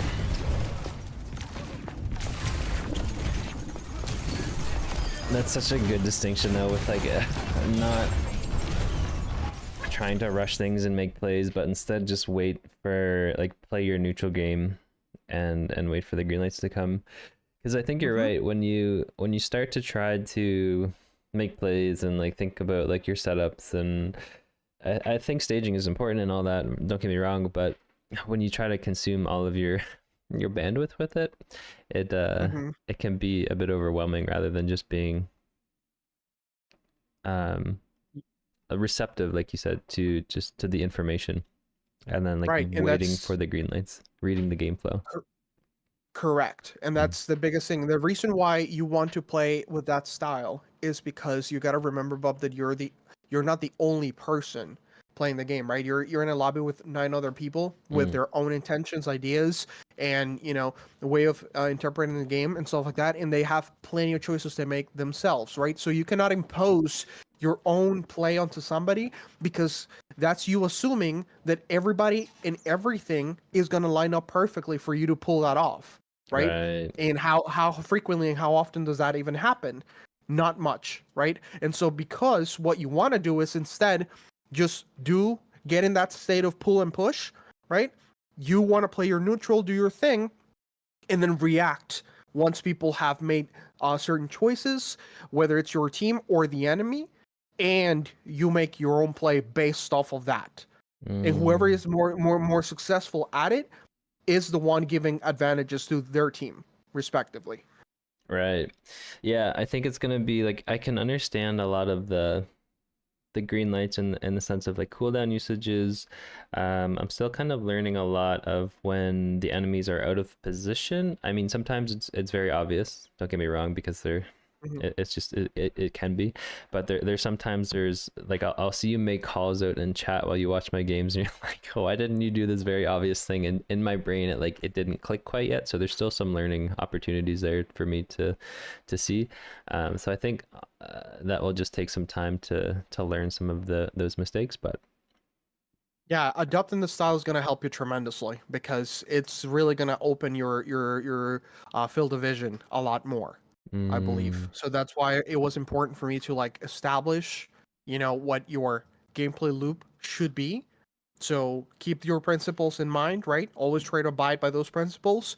There will be instances where you're going to make a decision on the fly, on the spot, of cheating. That's okay. Especially if you know you can get away with it, that's fine. But that should not be primarily your way of playing the game. It's staying within those fundamentals, those principles that abide by your character, right? And then by just doing those principles and staying within those fundamentals, rotating, use cover here and there and stuff like that, as you do that, you're going to be able to see in real time opportunities for you to do something about it. Right. That's what we need to focus on, and that's why I wanted to establish this sort of like system where whenever you're on play on Tracer, the way how you're gonna be able to read the game a lot better, given that your view of the game is a lot more narrow and more up close and personal, is by just playing your neutral, playing in that sort of like ready to go at any moment's notice, and wait for things, chances and opportunities to come to you rather than you seeking them out. Right. Okay, cool. I gotcha. I don't think I have any questions. It's so when we had our coaching call with Darth, like I think Darth touched on a lot of the nuances of like the micro of my gameplay, but I kind of agree with you too. Like I don't think obviously those things can be very important. Like obviously setup and pathing is very important. Like I shouldn't be trying to make plays that aren't warranted, because like especially as we get in higher elo, I don't want to develop the bad habits and just continually get punished for them. So I want to build those good habits now. So Right, and a lot. Sorry. yeah, so I just kind of like thinking out loud because he talked about like he was mentioning like, oh yeah, like my micro is probably like the biggest thing that I need to improve on right now, which is it really came back to like predicting the enemy pathing, like like polishing up my pulse bombs, and in terms for macro, it's just like my setup and pathing. And I think what he probably meant by like his setup and pathing was, and execution was another keyword that he used. I think that bucket of keywords is really like what you're talking about here. Is Mm-hmm. like playing the neutral game and then like just reading the game for information, because execution needs to be defined, and I don't really think we defined it on Thursday in our call, and I think that's what we're coming back to today. And I just want to make Mm-hmm. sure like we're all, it's like it's kind of hard because sometimes you have a lot of cooks in the kitchen, you know what I mean? So I just want to make sure that like Absolutely. we all like can consolidate the information to like go towards one direction. But I agree with you, like in the sense that we just need to not try to overextend and make plays, but rather play for information, play your neutral game until a green light appears, and then Right. just go for it. And that's what I wanted to do, right? To fill in the void, because I feel like after you being explained, how your micro could have been adjusted, this and that, that's all good and well. However, we need to try to dig at the root of Yeah. the issue. Why you're making those micro mistakes, right? And the reason for that is because a lot of the time you're gonna be, not setting up early, not doing this, not rotating here or there. The reason for that is because you haven't found what something telling you that you should be in this position by this particular time, you know what I mean? And Mm. so what I wanted to do was to essentially show you, like in different instances with my gameplay, with Hydron's gameplay, right, that all these things stay true in any given moment, and you just need to adopt them, right? So by you playing your neutral game, rotating, looking for angles, as you shoot people, naturally you're doing you're getting your ult charge, right? That's not something you need to actively think about. It's just a byproduct, like a Mm. lot of the things, right? By you setting up and looking for those angles, that's you staging, that's you, rotating after a fight or prior to a fight, you know what I mean? So all these things are in fact tied together. What we Mm. need to do is understand that you're in that process of, okay, right now I'm setting up because the fight hasn't occurred. So let me see what space I can take. Let me see if I have an angle on enemies that I can see. And then from there, you just shoot at people, right? Shoot at whatever's convenient is here and there. Okay, this person cannot really die right this second, but oh, wait a minute, my tank just got somebody close enough to me, like to half health. That's a good time to go, right? That's how you see that green light, because you were Mm. playing your loop naturally, and then you saw something that you could do something with, Right. right? But you gotta give yourself that chance first. Gotcha. Yeah, there's a lot of times where I think what I kind of I fall in the boat of doing a lot is trying to like you say, like make plays, but I'm using my resources to trade for the enemy resources. Mm-hmm. And I think that can be okay from time to time, like to try to make a play if it can get away with it. But like you've said and Darth said on Thursday, it's like you can't be doing that all the time. Like we need to default to the neutral game and play a little bit more cognizant. Right. Like that whole idea of like, okay, like if nobody's making the spike, then maybe I can try to make something happen. But Mm-hmm. I don't think that really helps with consistency moving forward. So I think we play this approach moving forward, and hopefully we can build some good lessons out of it. Yeah, yeah, that was the plan all along, dude. This is pretty Mm. much what I had to do with Dwarf as well. Set him up in a way where like he understands what his natural gameplay loop with his character happens to be, Mm. and now that you follow through with that, I expect your gameplay to be just way more consistent, because you're gonna be doing, all these things that you have talked about prior to this session. Your staging, your pathing to get a power position and stuff like that. Mm. It's just gonna be an outcome of you looking for that neutral gameplay that lets you do what you need to do, right? Right, So right. I think this is gonna be good for you. Okay, cool. And you said you wanted to do like a couple matches, like live coaching? Yeah. Okay. We can. I haven't warmed up at all, so maybe we play a couple quick plays. Go for it. Did you want to spectate in game? It might be a little easier, like real time. Probably. True. Okay. And that way my frames won't dip like 150 frames. Yeah. Yeah, true. Okay. It's like I'm gonna just run to the bathroom super quick, and then we'll get going. Cool.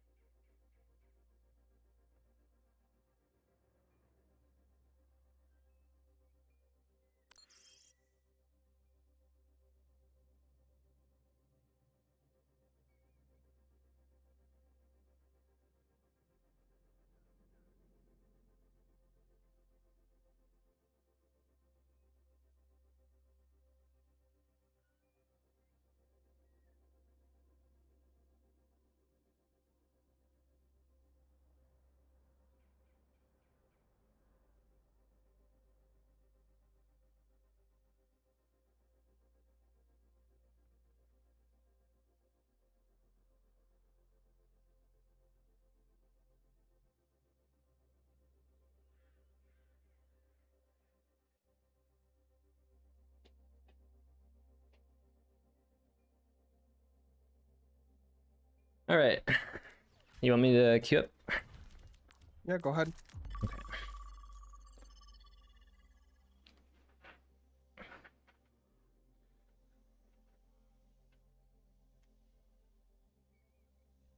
How does it work? Do we have to be in a lobby, or you could just spectate after? I can inspect it once you find a game. Okay, gotcha.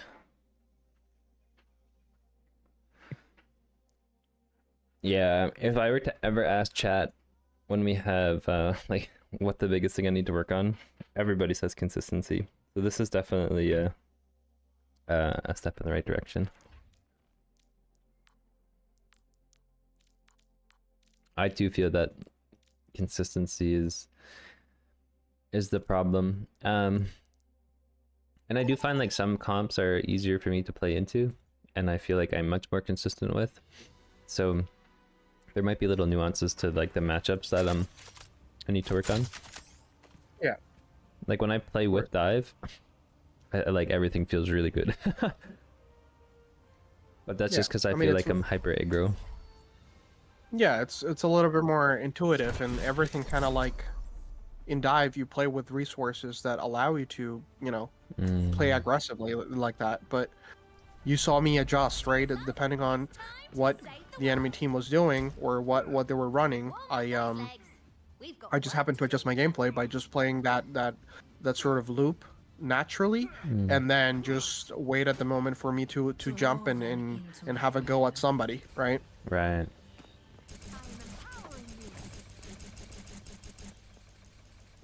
Cover me. When have I not?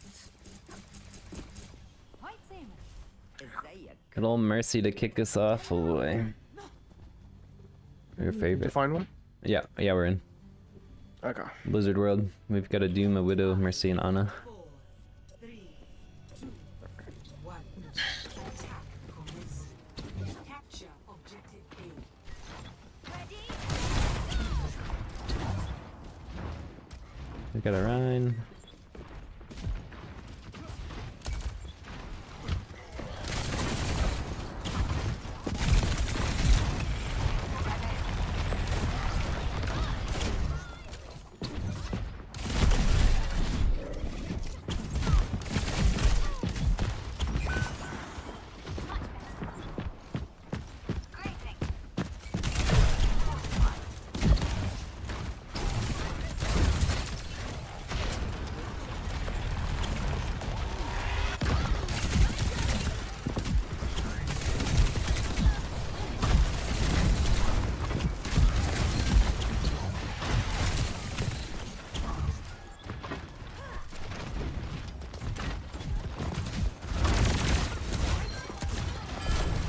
Careful with the widow. Okay, there we go. I like it. Ryan is the only thing we can see. We pressure him. That's it, that's it.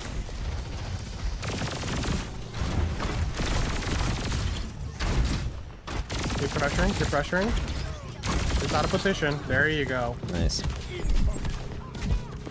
Alright, nothing special to do there. He's just out of position, so we gotta do something about it. You cannot dig in, you can punish. Nice. Okay. Careful with Widow. Let them make the move.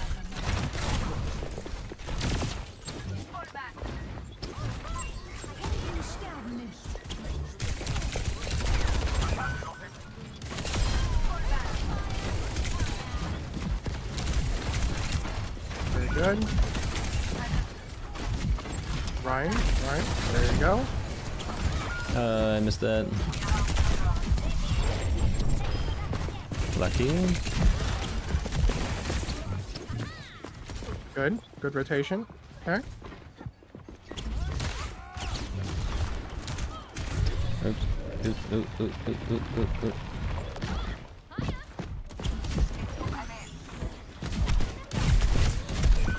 Okay.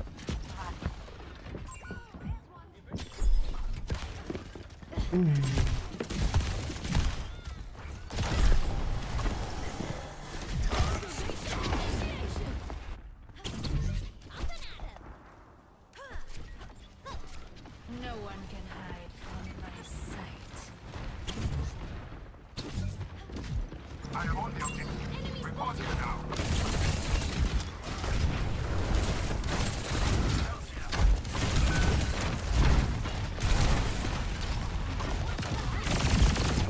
Oops. I got a little fat finger gun.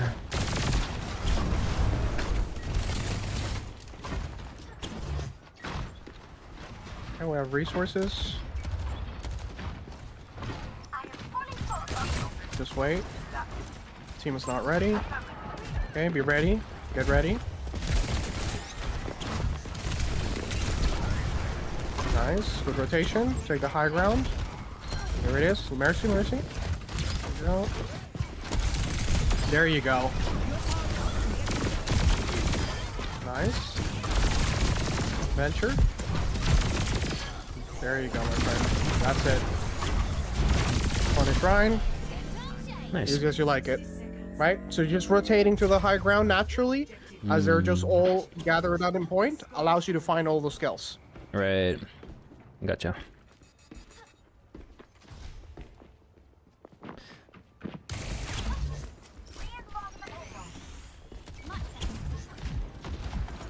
I saw a Widow. Yep. Just got a scout. That's it. Good.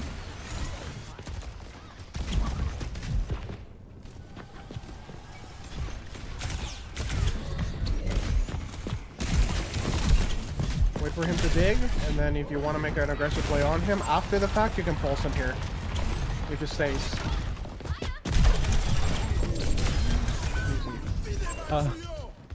You just fumble the blink. You could have, you know, reserved your blinks a little bit just so you could just get out. But the intention of the play was good.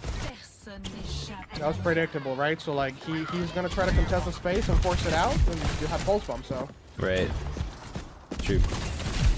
again, he's out of position. Okay, recall.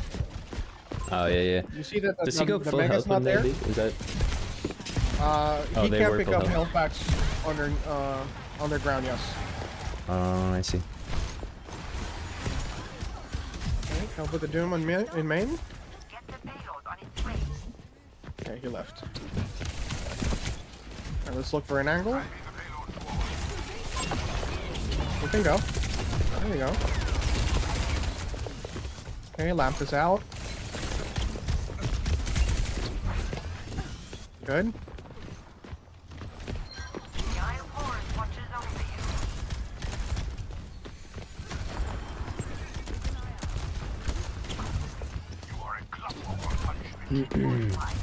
Fine. Moving the payload is okay. Nobody else is doing it. We're getting progress for free. It's Okay. fine. Okay, she used grapple. Nice. Tap is vulnerable. Beautiful. Good job. Okay. Got a card. I just noticed that too, yeah.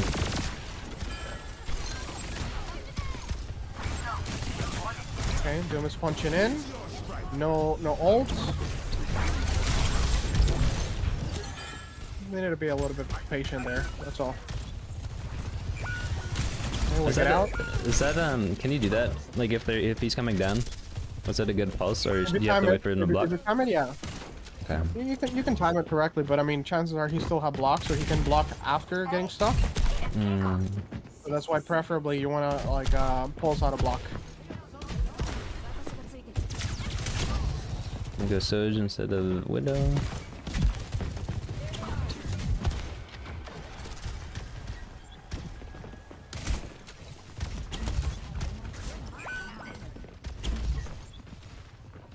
It's a very long rotation.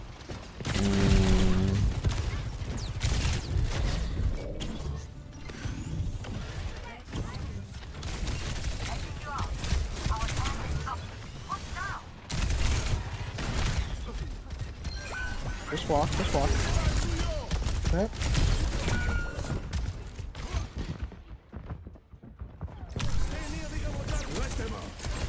Okay, I mean also like you gotta remember that because you're in quick play, like things that normally should happen, they don't in here because, you know, you have a ton of casuals in here and stuff like that that have no competitive experience, right? So the conditions are not the same.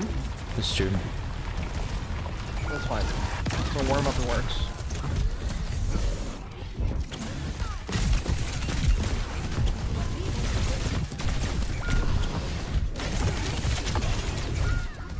Okay, we'll go next.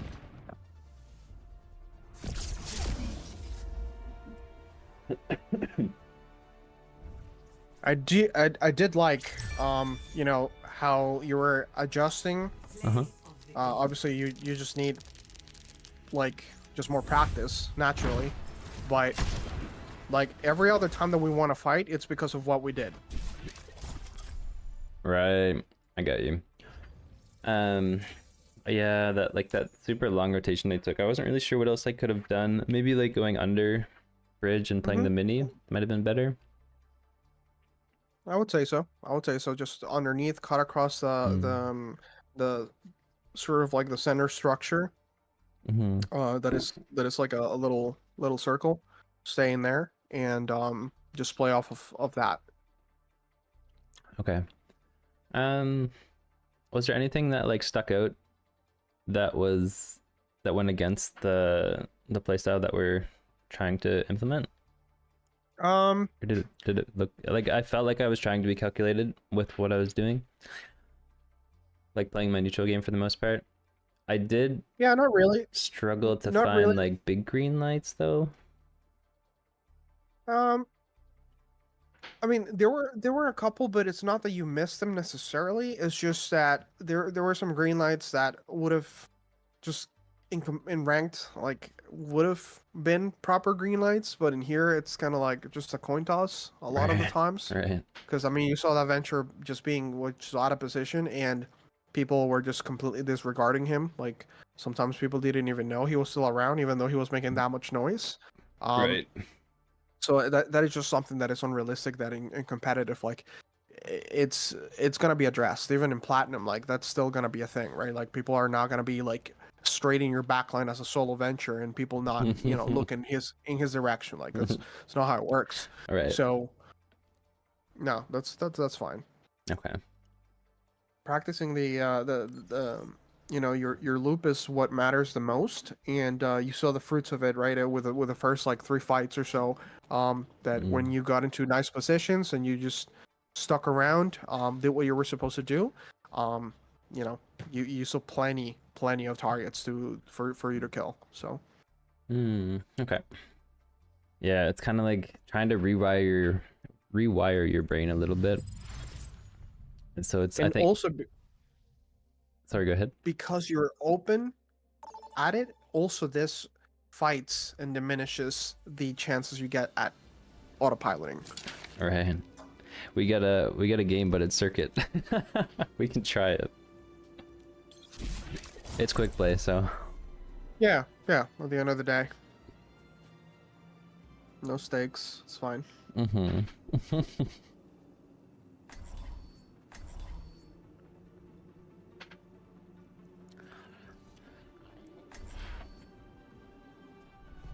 If Awkward can do it, so can we.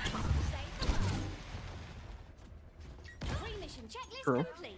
Now it's time for the good bit.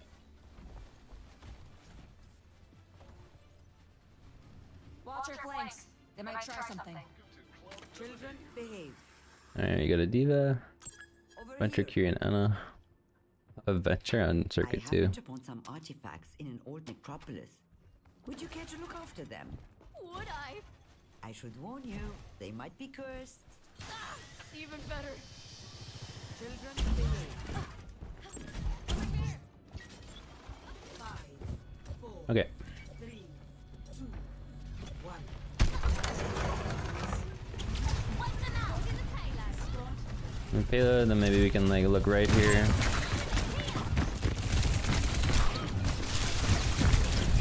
Oops. Yeah, we went back main. My bad.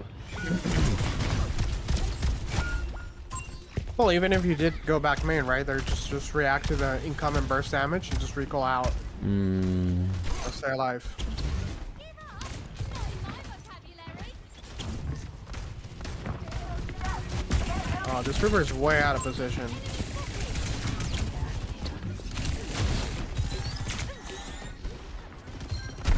One sec here. I gotta.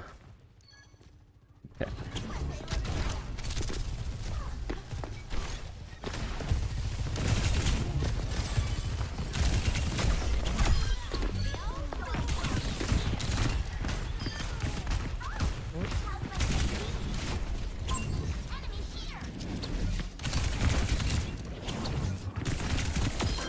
Very good.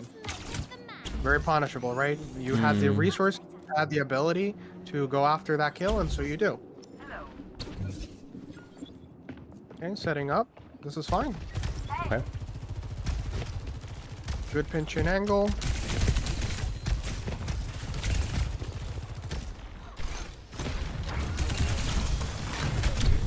Okay, forces block. You can pulse him even.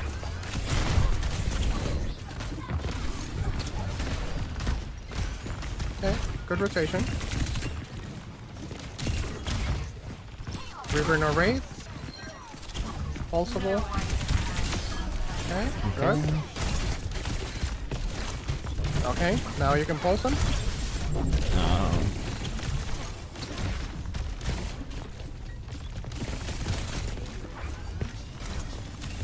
That was inting. Good. Tracer can work anywhere. Can. Okay, no Wraith. This is fine. Just look, just look. Scout.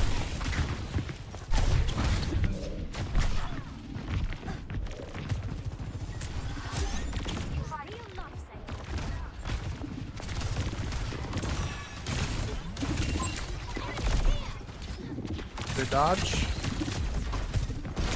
We have a right now.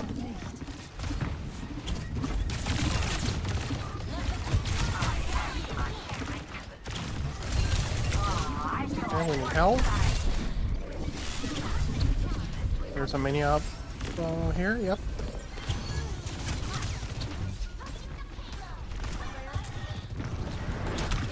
Okay. You can bait him in, it's fine. He's out of position, right? So.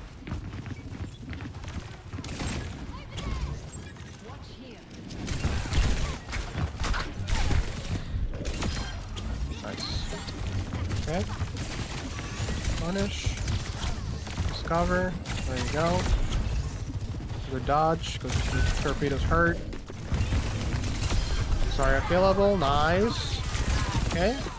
There you go. Nice. Easy as you like it. You didn't do anything special, nothing fancy, right? You're staying in your ground. punishing people for, you know, doing silly things. This is That's true. it. That's it.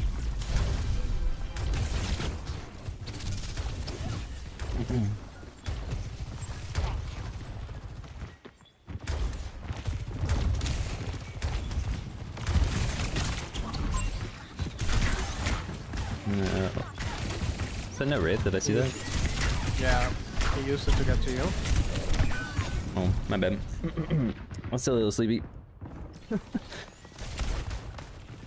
Yeah, I think you're just underestimating the amount of damage you're taking in, and so like you're like trying to be greedy with recall, but I told you, you gotta make sure to play safe, right? Better use it and stay alive rather than hold on to it and then just potentially die in a fight that you need to play in. Right.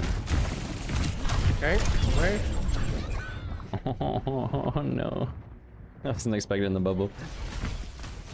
Well, it wasn't so much about the bubble. Either way, you're recalled back to the same spot because you haven't moved in 3 seconds, right? Right. So,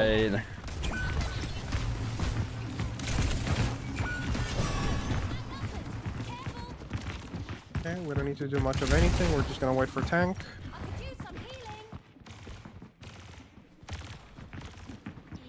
Okay, let's scout. Let's take an angle.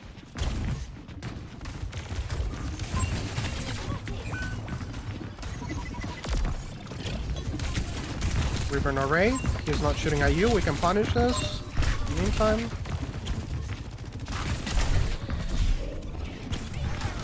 That's fine. We'll wait for recall again. Wraith, they're tossing a lot of stuff onto us. Just take cover. No need to cross there. We don't have to blink away. We just gotta take cover. That's it. Yeah. It's true. We could have just dipped in there.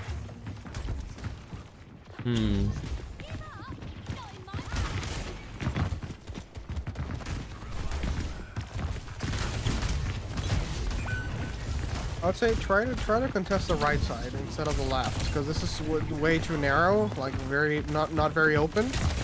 Okay. Yeah, this is fine. We can probably force this out as well.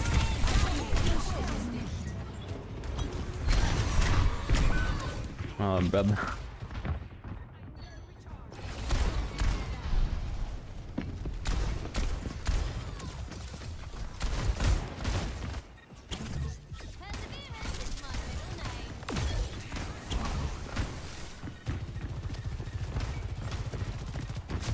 Okay, take the stairs. Take the stairs to the left. There we go. We're looking for an angle now. We can shoot from here. Mercy, right there. Wait for a green light. And get antsy.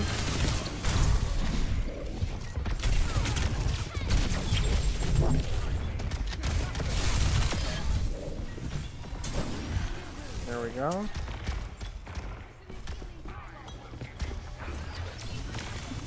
Okay, go across. You have blinks, right? Oh, do you mean up top? Yeah. I fine, see. So worth the rotate? Yeah, you can stage now. There you go.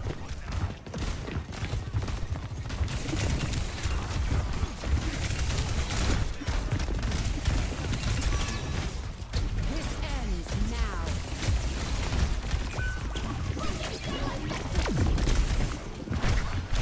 Recall. Okay. Needed to come sooner, right? Because we were in a bad spot and your tank left. So, gotta realize that a little bit sooner. I got you. So that's fine.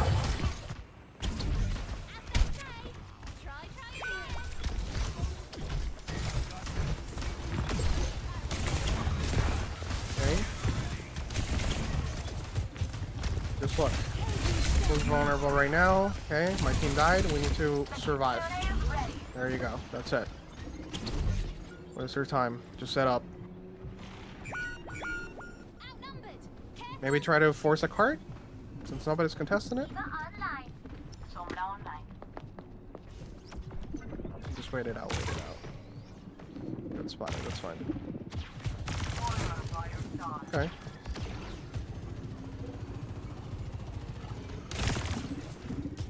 You want to fight? You can fight. My ultimate is ready. Join me.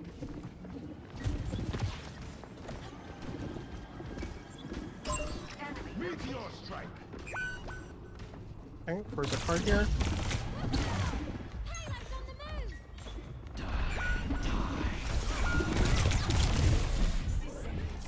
Okay, I mean, again, a lot of people here like don't know really what they're doing. So, but you pulling people like two players any given time, like definitely like in comp like people would have taken advantage of that. If it's just Doomfist with one more person up front, they get just steamrolled. So. All right, I got you.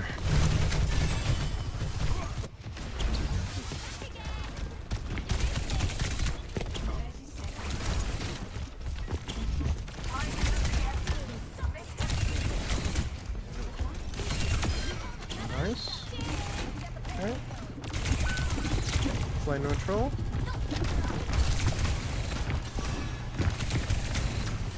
Reaper no Wraith, we can pulse him.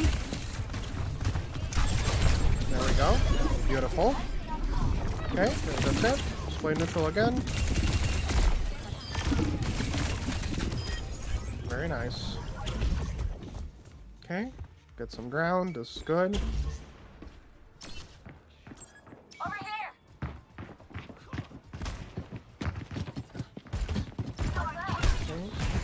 Jump underneath, you can shoot at him, it's great.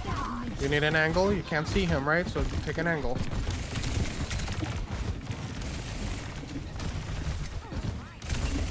There you go.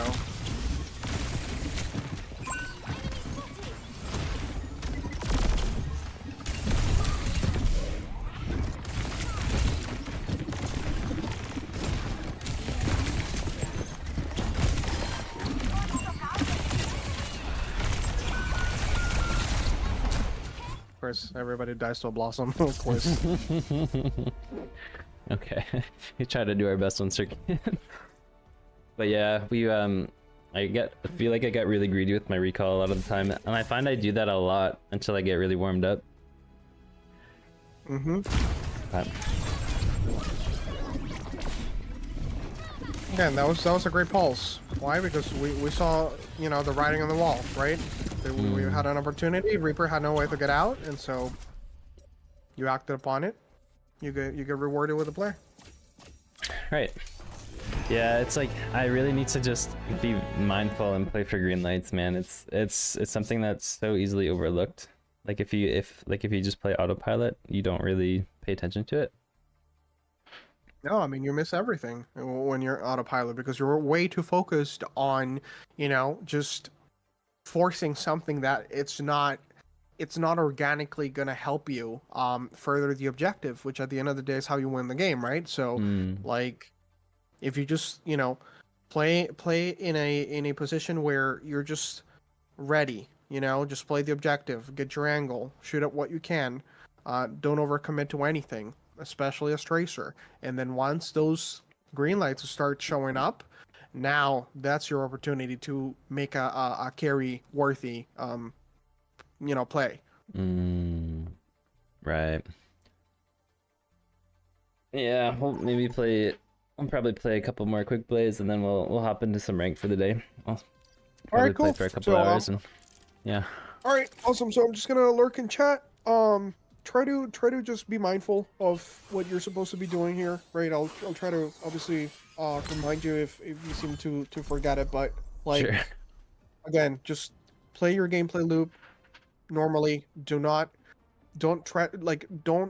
tunnel vision onto anything in particular, right? Just take the information in, right? As you're playing neutral, you're scouting 24/7 permanently. Okay. Gotcha. I've got a good feeling. Okay. All right.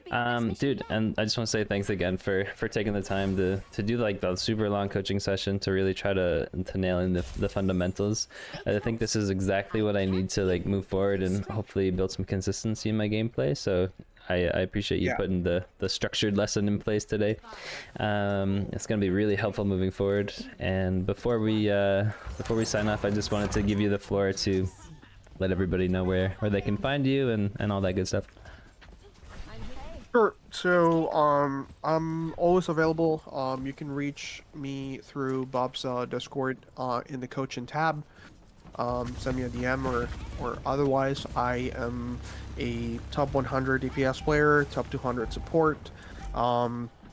And yeah, I mean, as soon as we can figure out availability, I do all sorts of coaching. I can do live coaching. I can do VOD reviews, interactive, or also I can definitely do voiceovers with a code just by myself, and then upload them to YouTube for the student to see at any given time.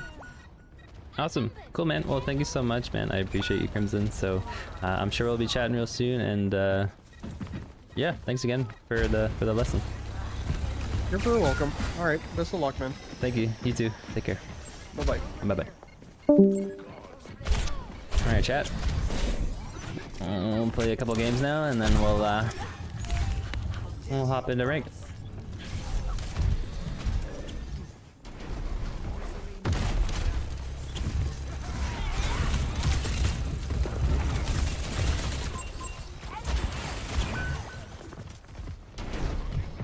Where are we stuck?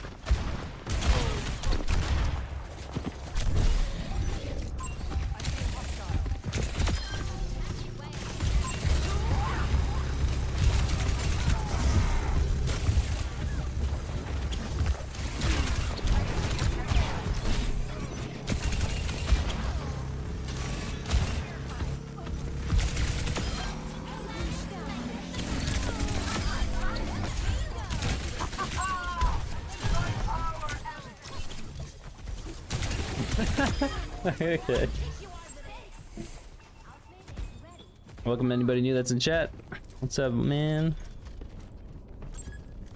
Dude, I'm excited for today's games. We should be good.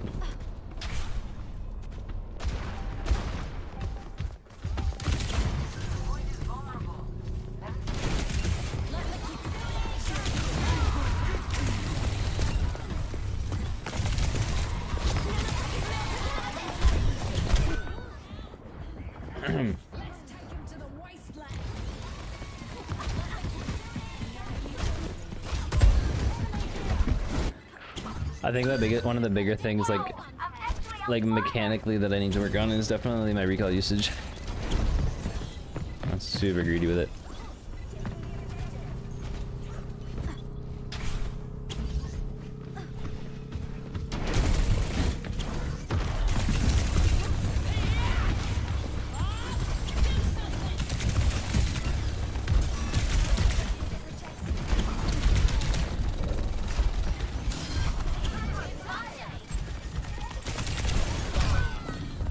For high hit recall.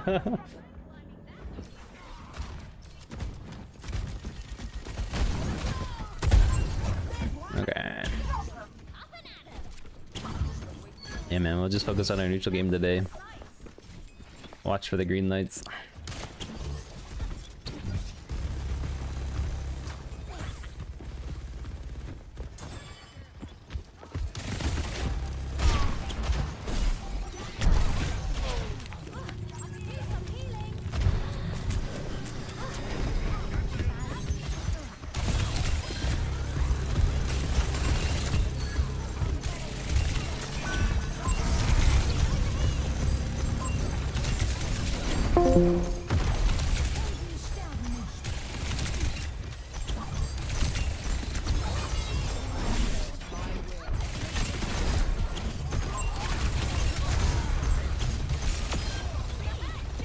Recall, I gotta chill a little bit.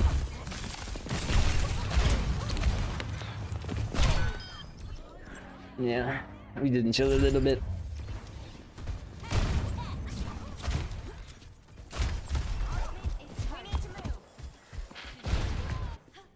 Dwarf, my guy. How's your rank grind going? Are we back on diamond yet? Well, I know that you're diamond already, but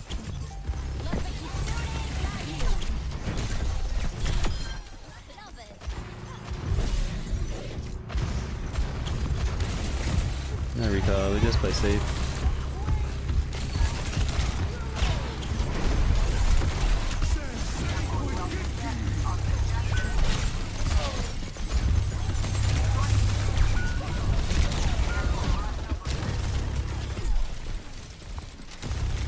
Felt like maybe we could have committed to get a kill, but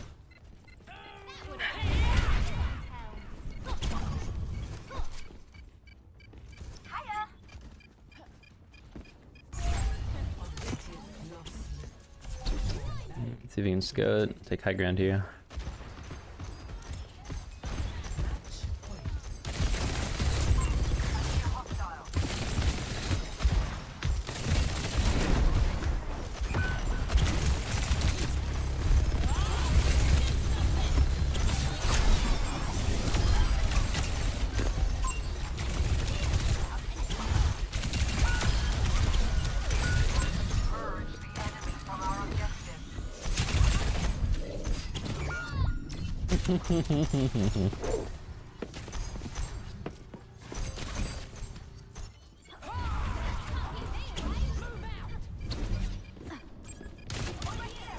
I hope we have some good games today. I'm just gonna be really intentional with it.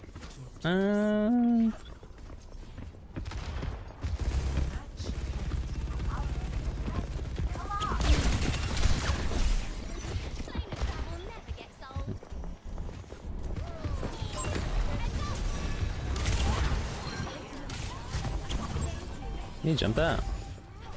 No.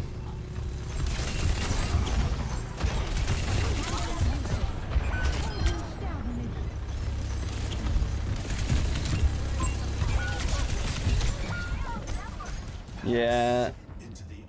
I just need better better reaction time on my recall.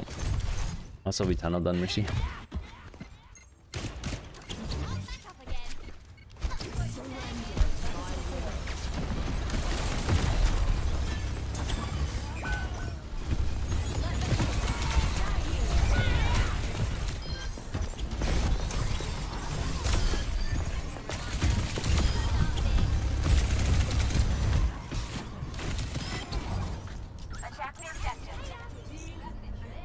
Nice. What's up, Dave? How you doing, old boy?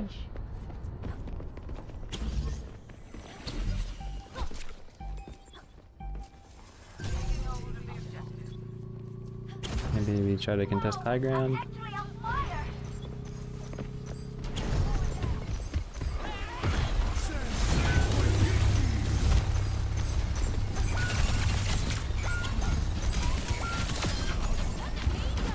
Oh, dude, dead. We just did.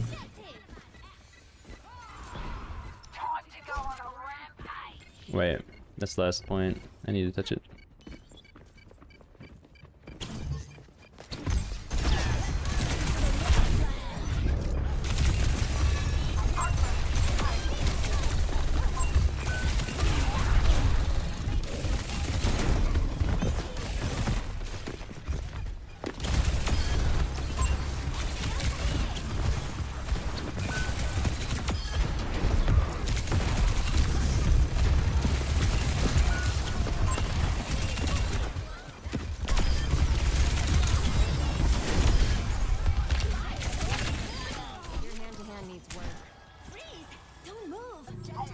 Hell yeah, brother.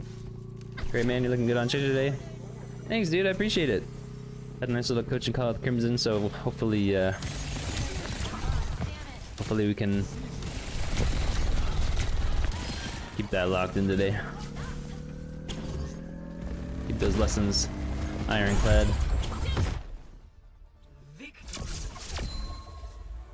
Hell yeah, brother. GG. Great patience there at the end. Good cleanup. Thank you, sir.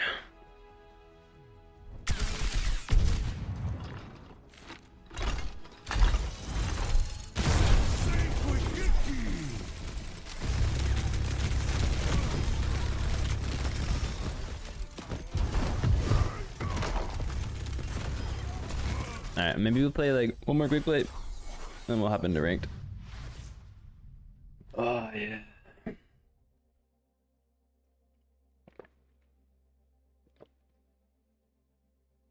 Grim, I did not realize that Hydron was super jacked. It's kind of beefy, dude. Bro hits the gym.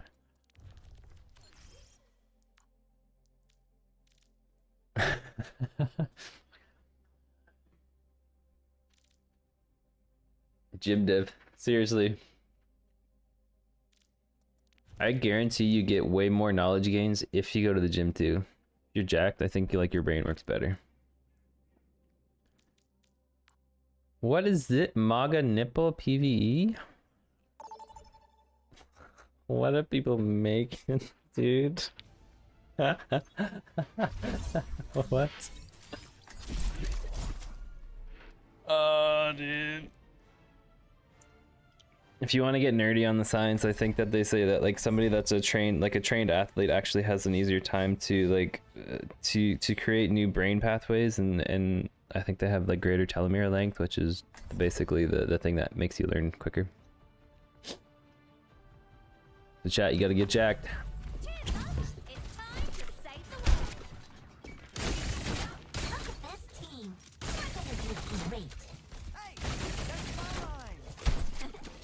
All right, let's see if we can test right space here and then work in for point. Fighting back Bub's at jacked. such a young Hell yeah, age. brother. I did legs hope you today. remember to Back take yesterday. time for Pushed the day before. But I have so much to do. My whole body's literally like, excuse. I feel handicapped. I have to use like those little handicap bars when you go sit on the toilet. Dude. 5, 4, 3, 2, 1. Capture objective A.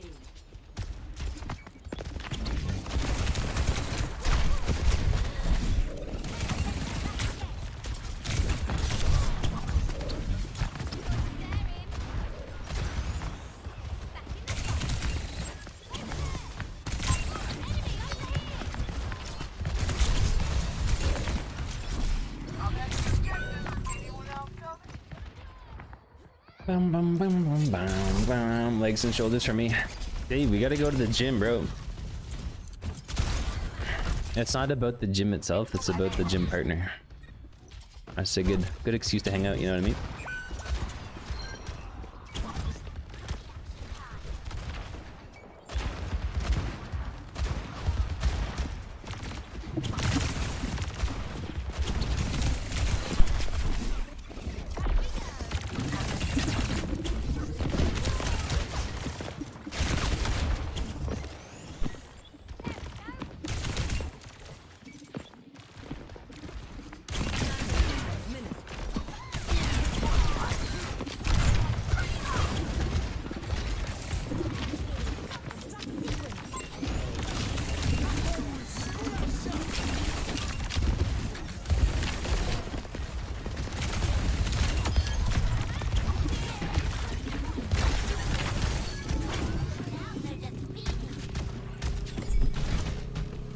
I'm heading to the gym after a few games, hitting legs today. Hell yeah, dude. Everybody's hitting legs today.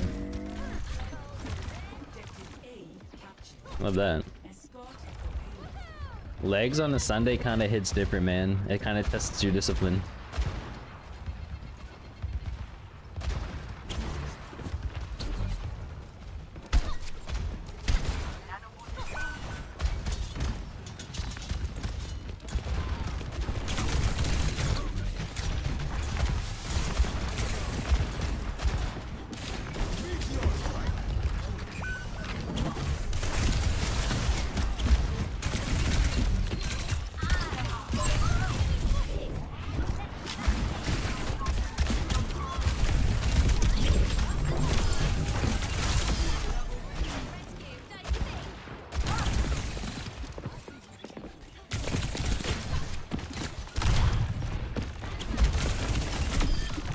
Oh my goodness.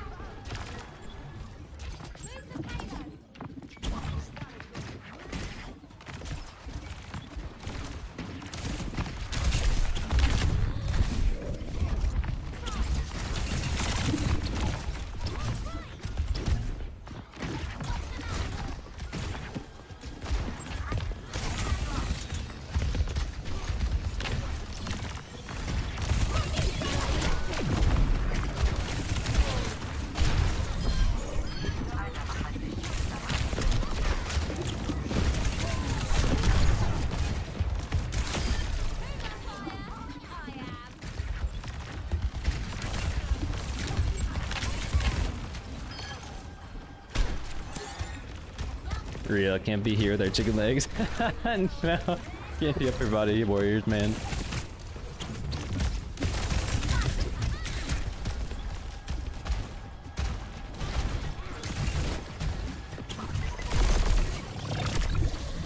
Dude, there's so much damage.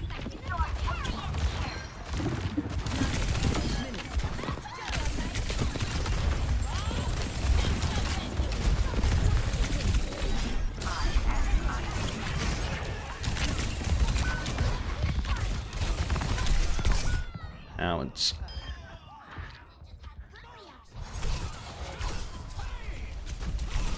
Ah, dude.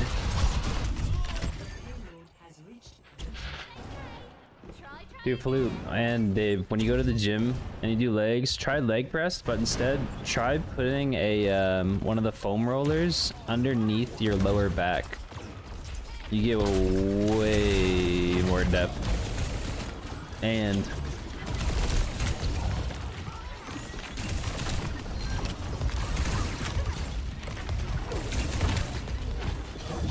dude, like your quads, dude. It's actually so good.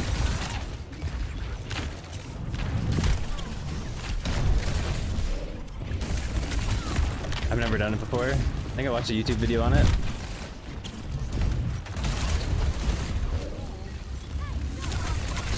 Should've paused that boy.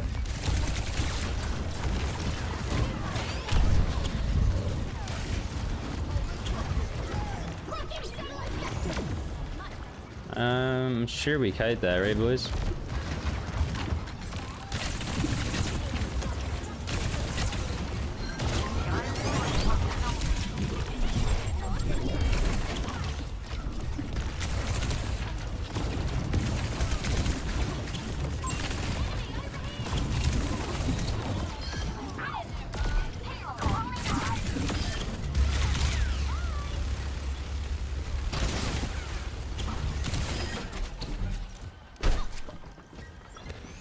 What's up, move? How you doing, old boy?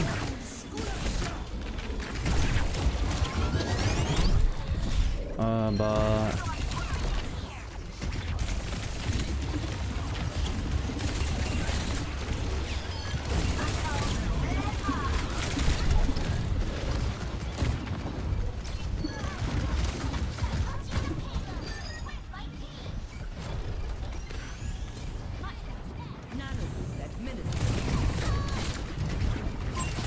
good aim tracking.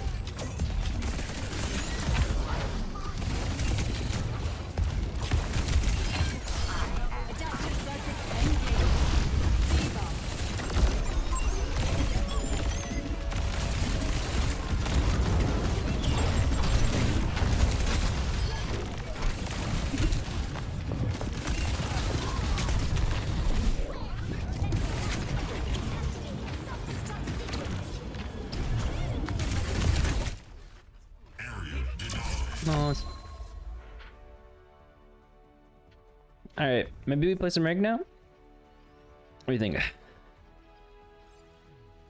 Play of the game.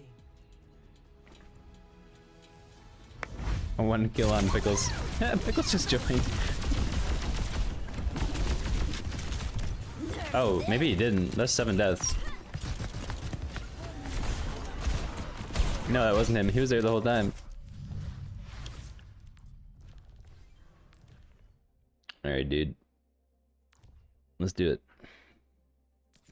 Quick little bathroom break. 1 sec.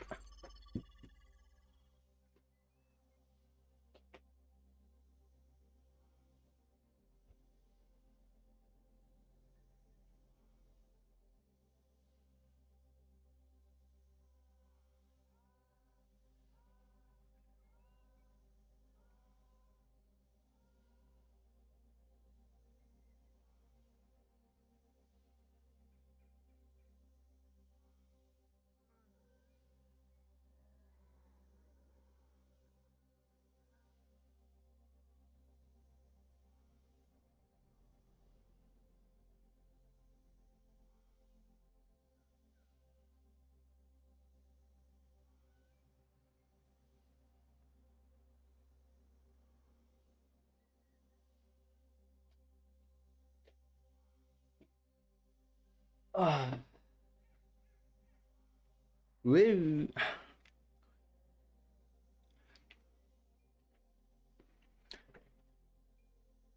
All right, I think I have time for like maybe 4 or 5 games or so. See how we do.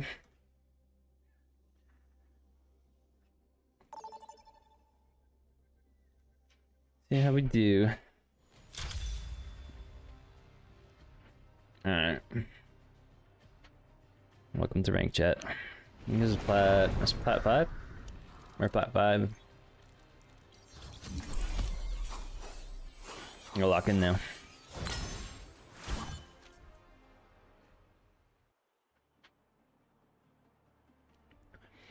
I'm pretty much decided like on basically OTPing Tracer at this point. Cheers, Squire. It's time to say She's definitely the funnest hero, in my opinion. Like, Soldier doesn't compete, man. I know like we'd already be Diamond if we were Soldier by now, but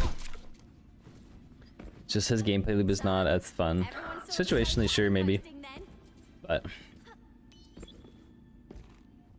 I think we play what we have fun with, right? That's the only reason we play video games in the first place, was to have fun. So.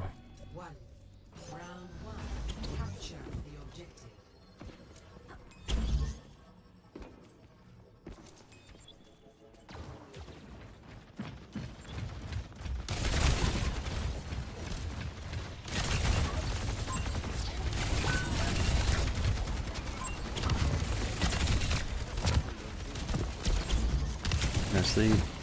They double pocketed though.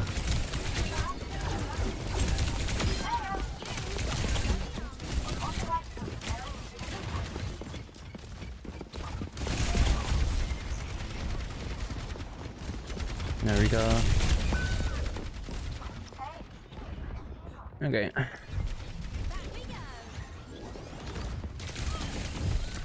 That wasn't the play. that would have put a dent in anyone's helm.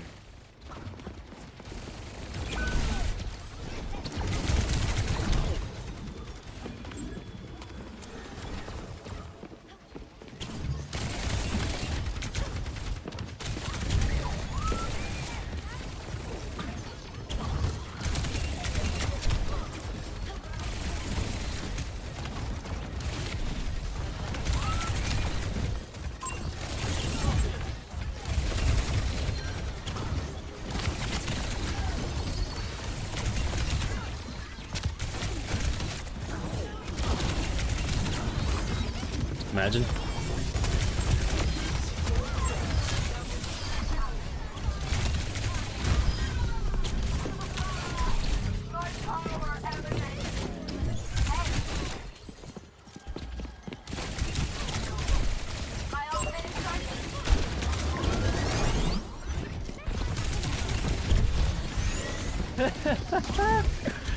Oh my god, bro. I should have died 1000%.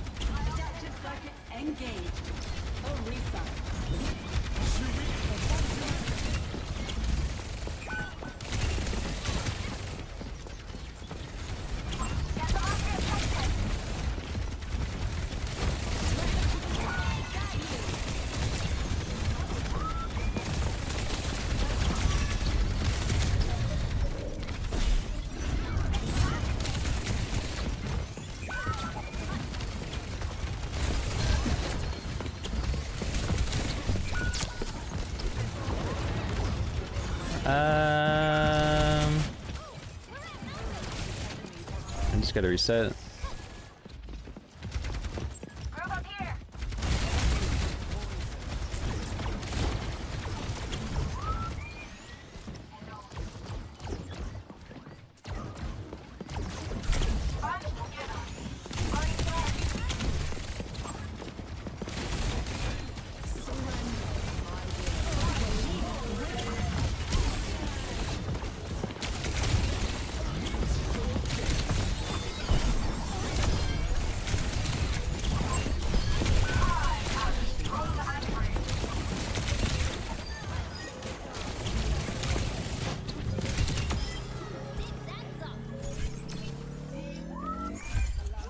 Okay.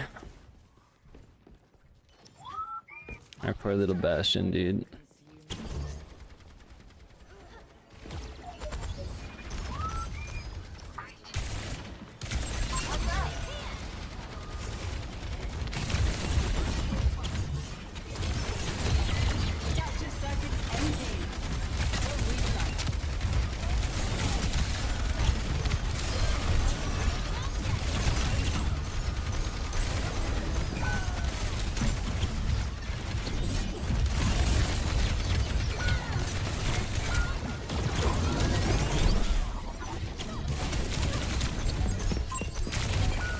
He's a diamond point. Reset. I mean, that solid looks like him. Not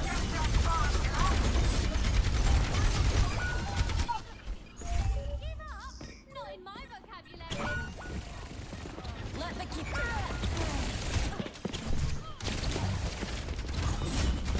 Best round lost. Okay. Let's try something else. Score. It felt okay.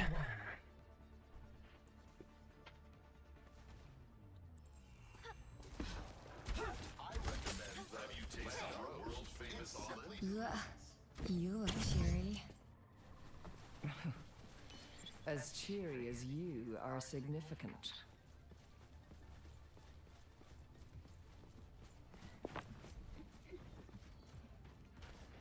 So we go Diva, Jungmar, and Juno. Hmm.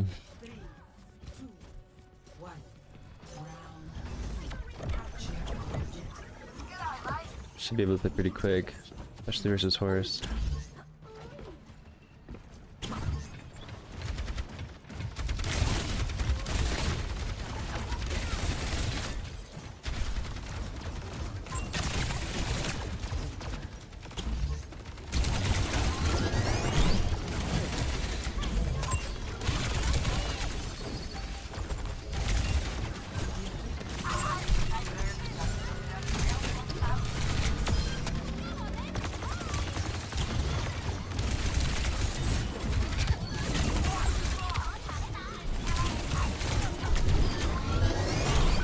Oh, I pressed the recall. Shit, it was just too slow.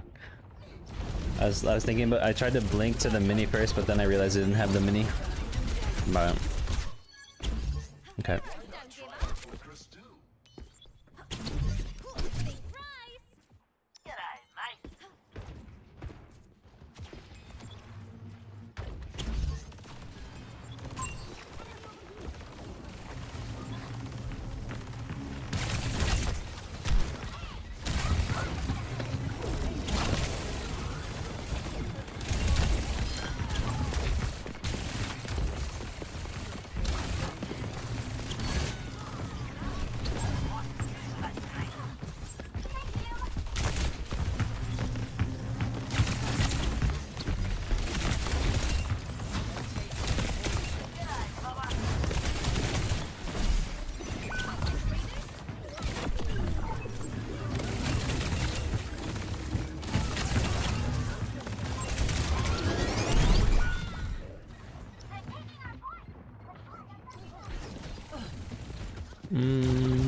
Oh yeah.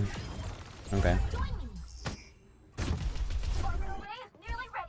Perseverance is my middle name. The pulse here. It's gonna be a little difficult. I do maybe need to wait for Suzu or 2 bubbles.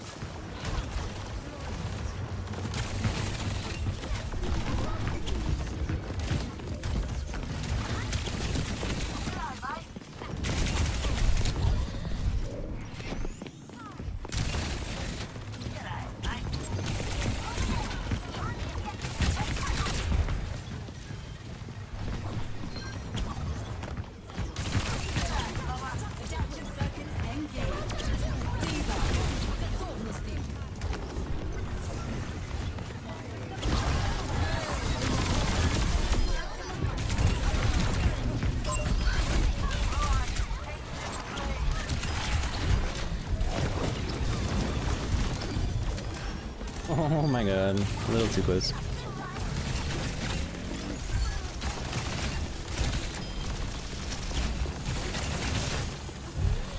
Oh my god, that hurts.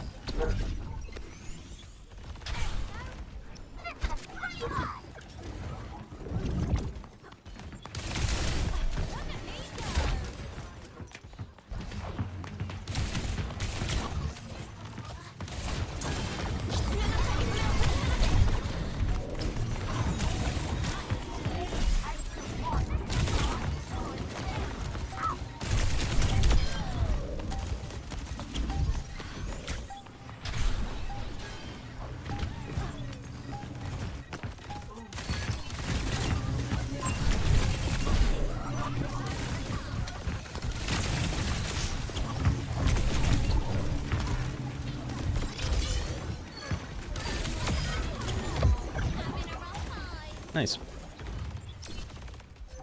Good shit. The D.Va works. Oh, they're coming. Alright, dude. Do or die.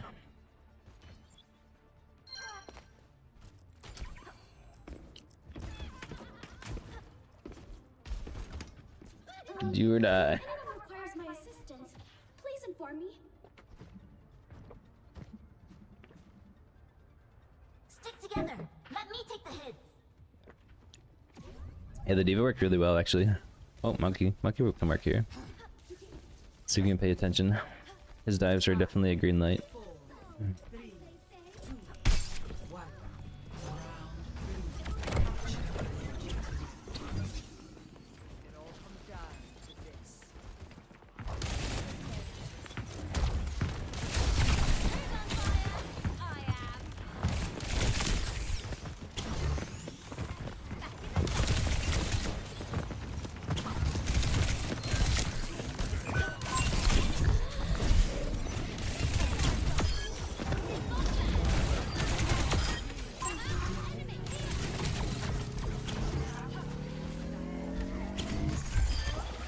Looks like they fell for it. Okay.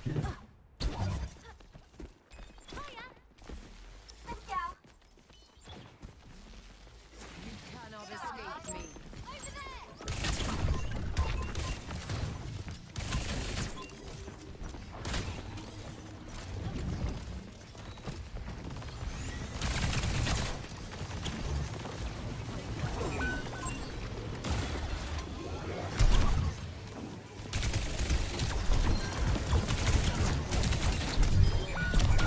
Oh no. That's me getting greedy with it.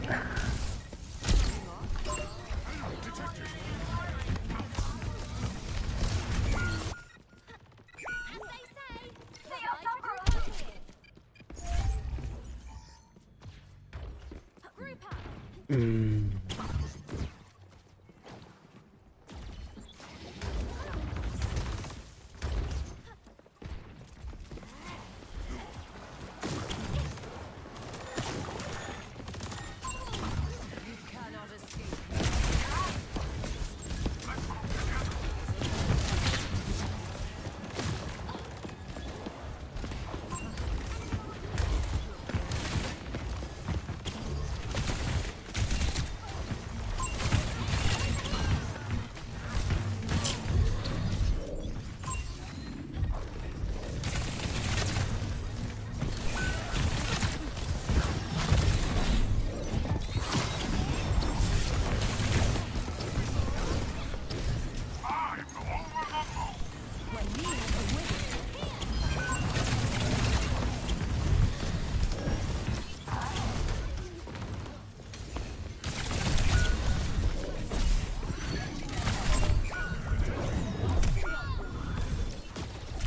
This felt awkward.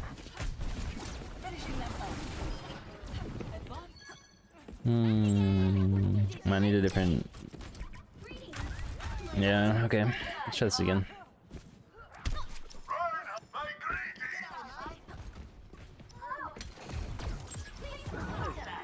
Praise upon us. Let shadow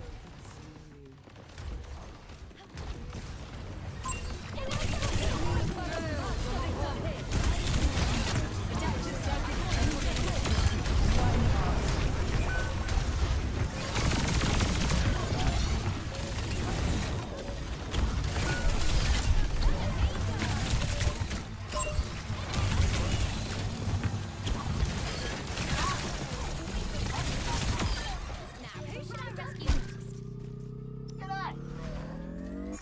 Okay. What?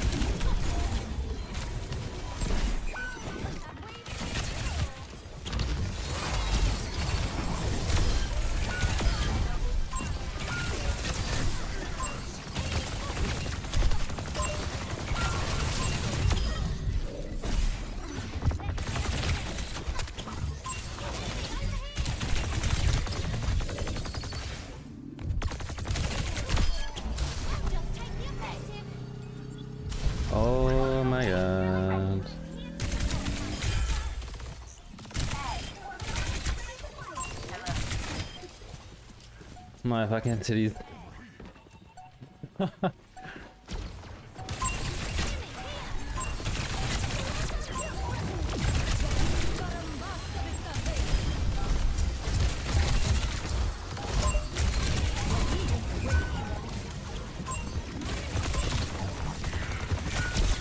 Oh no.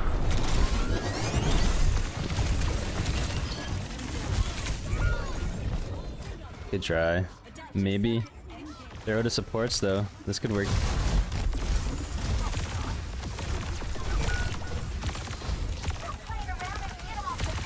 Oh no. Not even a dent in my armor. Good try. GG.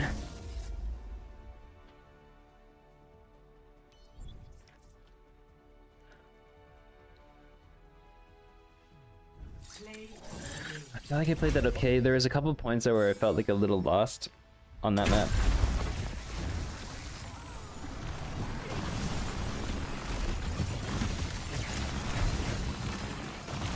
Dude, this full charge sim is disgusting.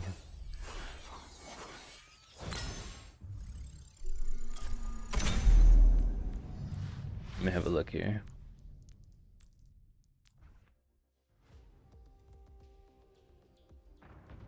Ready for battle.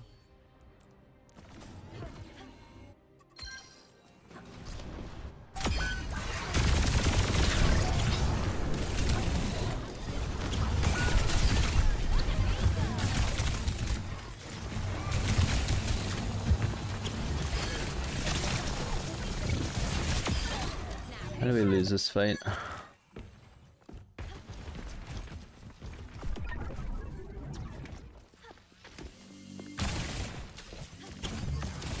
I mean, Sims by yourself, is that worth a 1v1?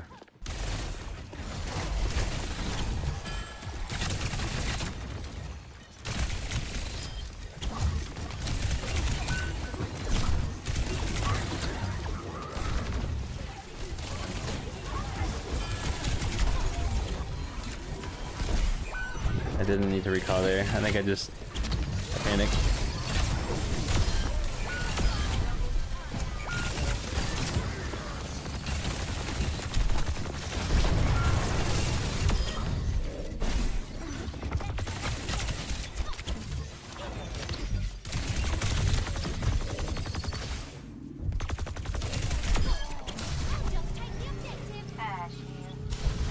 Doing that TP might not have been worthwhile. Yeah, maybe not.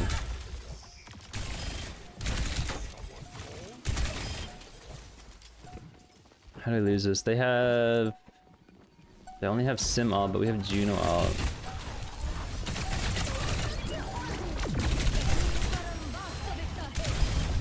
Yeah, I like that CP. I probably shouldn't have worried about it.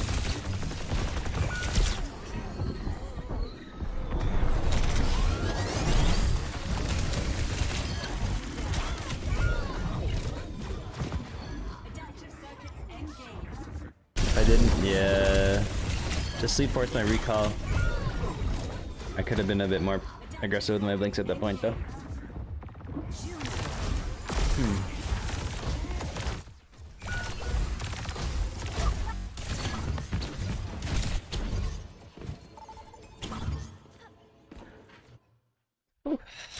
Our Tracer's feeling a lot better than it has been. I'm happy with that. Our uptime is pretty good. But I really need to still be mindful of reading the room for green lights.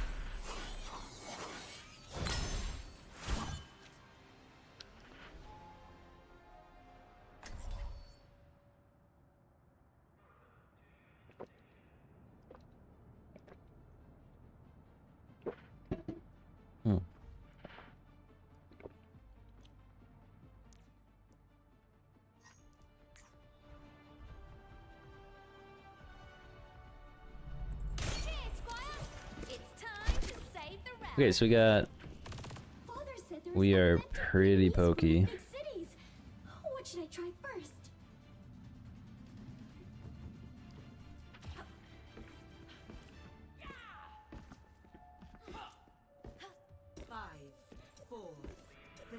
Okay.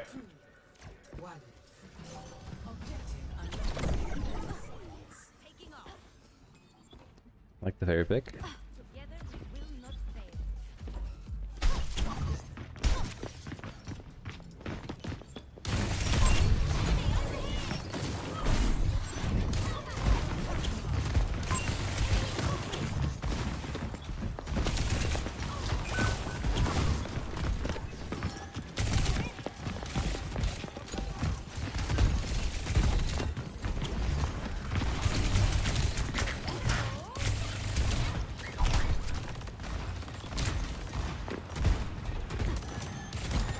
Alright.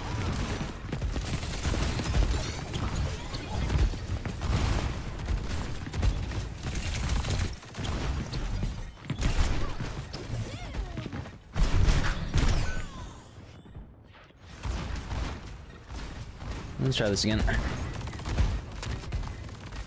Pass, Reaper, Mercy, Mara. Those are all really difficult targets. Okay. I'll go play this slow. Outnumbered. Careful. Over here. Ultimate is not ready yet. Please. We need to catch up.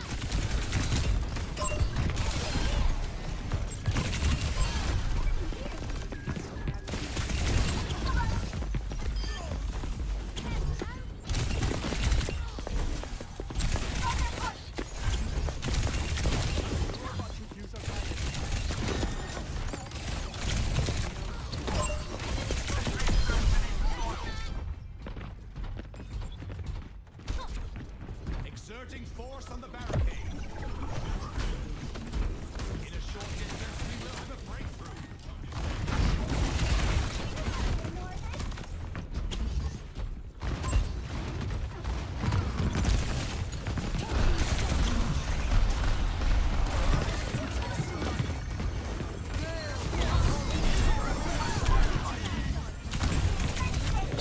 Oh, I had the blink melee lined up. Oh, dude, if I were to hit my shots. We have reached a new pinnacle of Did you progress. miss me? I am on fire. We tried it. It was a red light though. That was a Mercy and a Cassidy. It's I'm on fire. Hi there.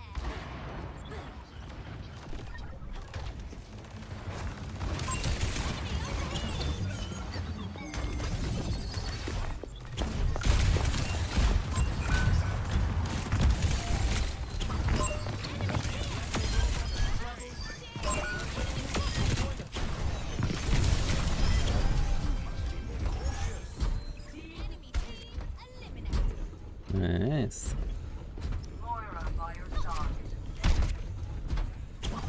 Let's see if we get an off angle here. Next fight should happen a little lower.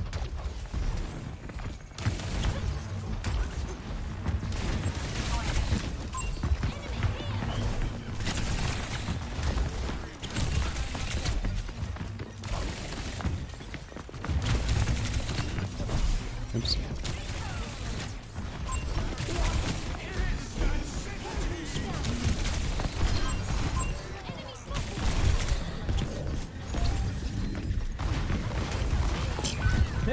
Okay. Wait.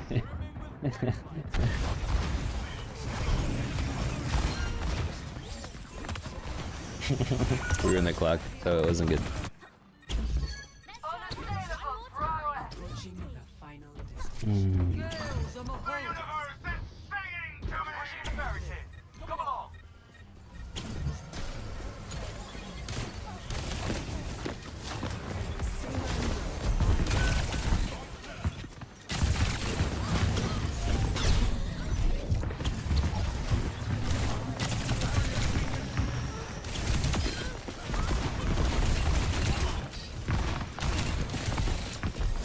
Don't have recall, I can't do it.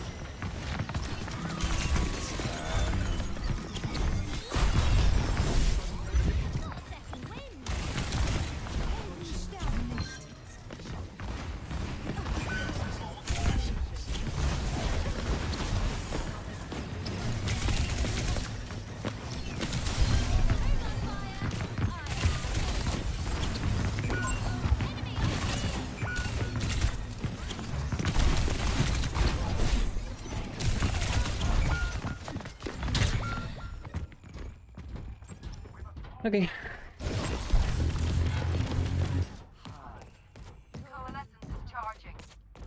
Almost time for a graffiti class. Can't keep me away. They still have a grab, I think, right?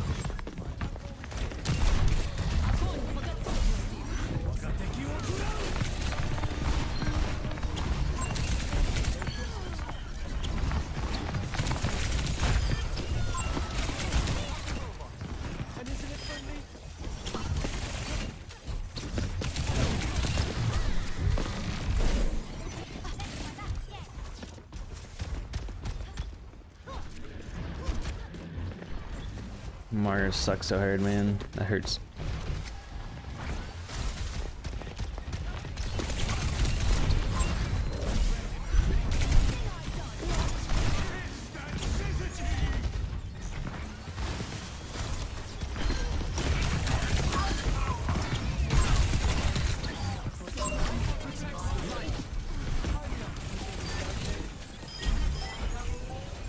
Big tree.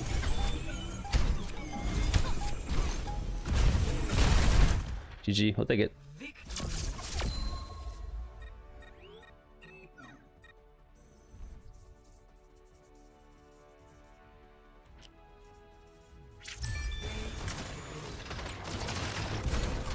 Hell yeah, brother.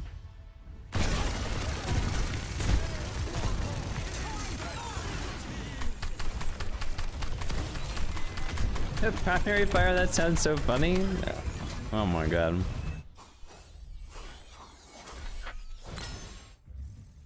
I'll probably play a couple more here and then we can call it for the day.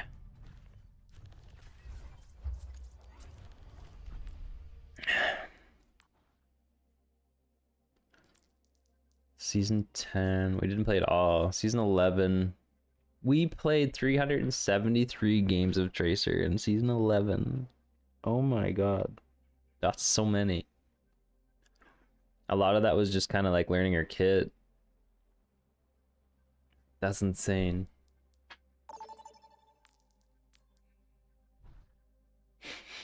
Holy shit, dude.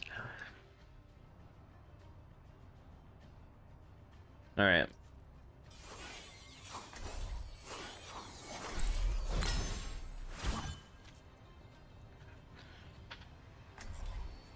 Dude, why is it in OWCS that they always play Liang Tower? It seems to be like a really favorited pick. I mean, is it just that well balanced? Or... I personally don't really love it. Just based on the map, but...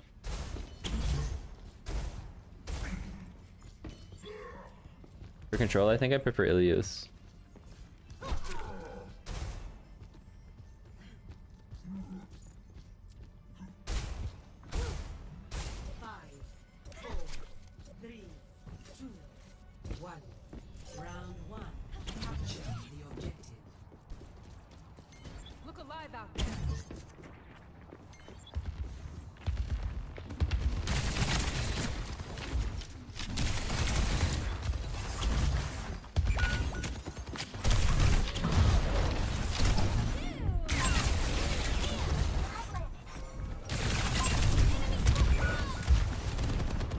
Wait, our team just kind of chilling? Oh, our hog. Oh, our hog died really early. I didn't see that.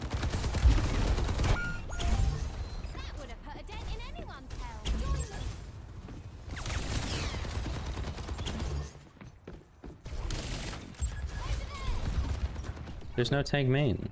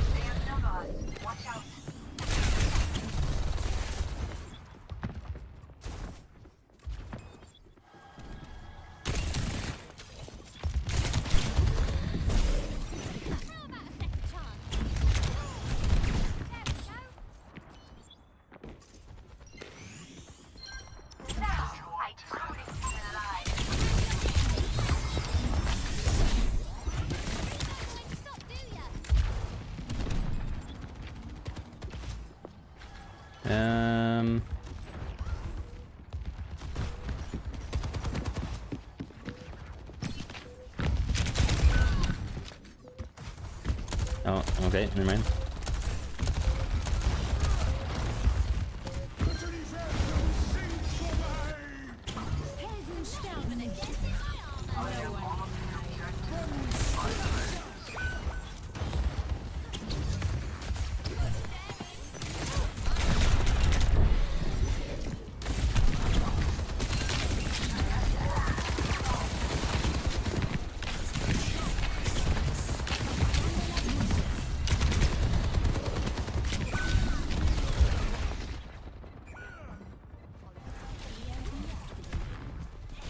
Best round lost. Sheesh.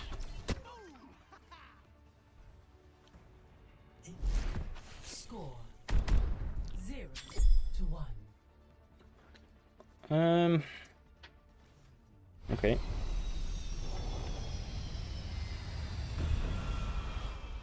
Am I glad to have you on our side and not Talon's?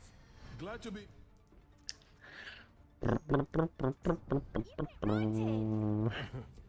Not so sure about that, but I try. Where's her? Wait, what? Where's his tank? 5, Does he like it? 2, 1. Round 2. Capture the objective. Oh, he's up top. What? I'm so confused. How about we win?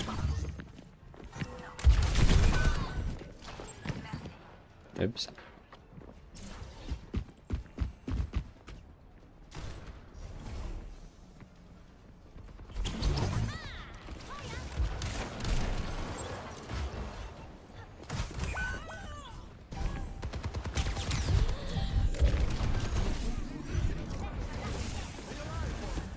Dude. I don't understand.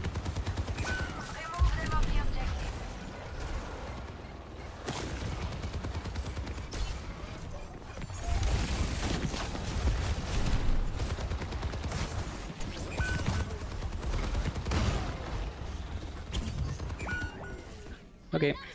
Careful!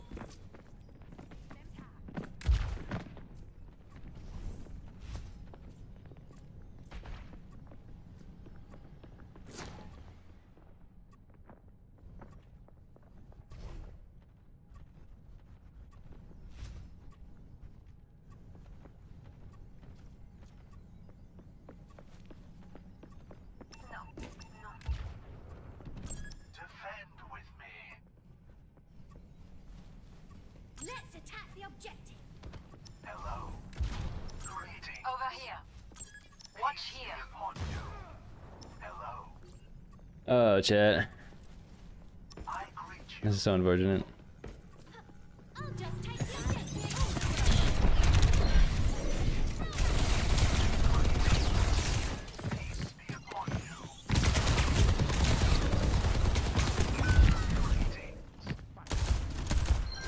It's dangerous.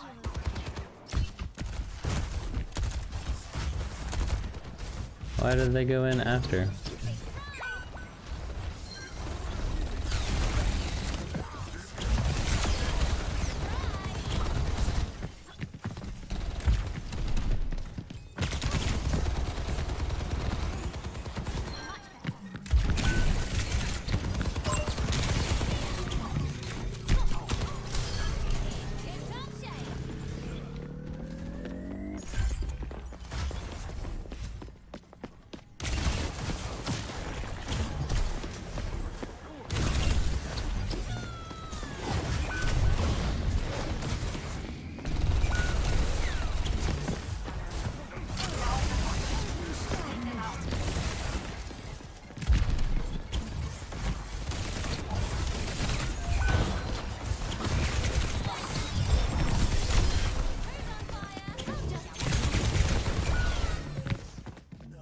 Dude, I think like we would have rolled this team too, I think.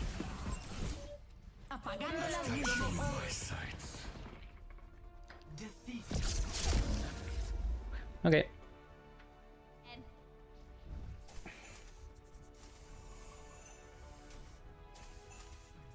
Play of the game.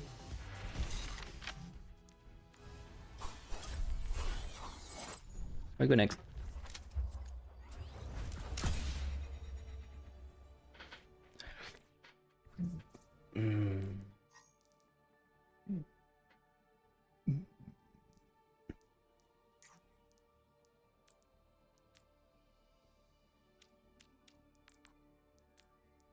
Okay.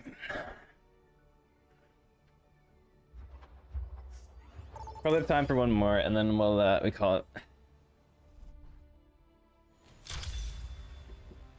Prepare your defenses. Select your hero.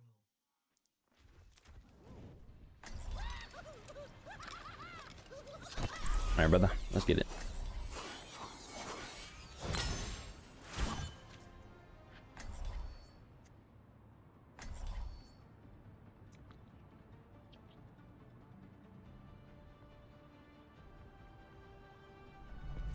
Cheers, Squire! It's time to save the realm. Doom! Humans are a blight and a weakness. They must not hinder us. Jug, Anna, Moira. Keep moving out there. Don't want to give them any easy shots, do we?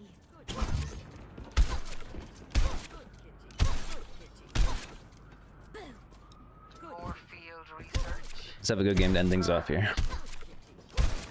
Good kitty. Good kitty. Good kitty. Good kitty. Good kitty. Good kitty. Good kitty. Good kitty. Good kitty. 5, 4, 3, Good kitty. 1. Attackers incoming. Defend objective A.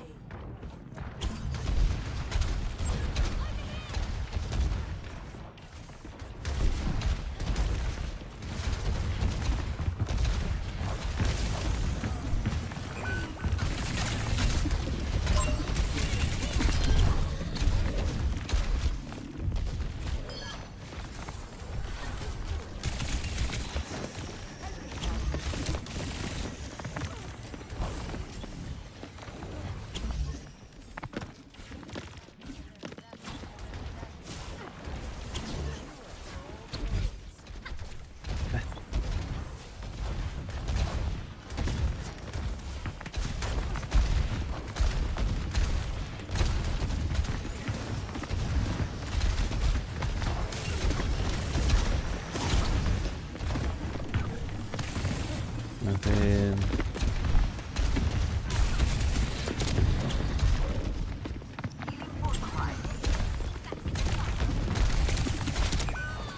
Oh, I'm blinked, it's just too late.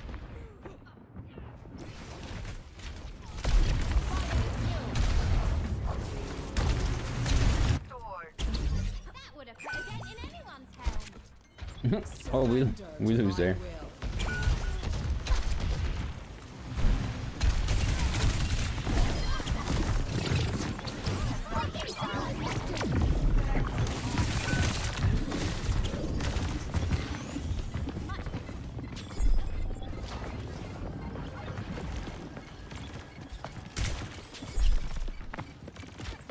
Thank you.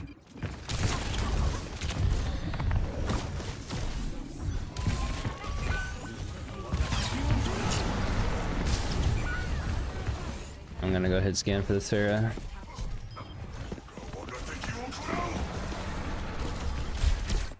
Every soldier needs a cause.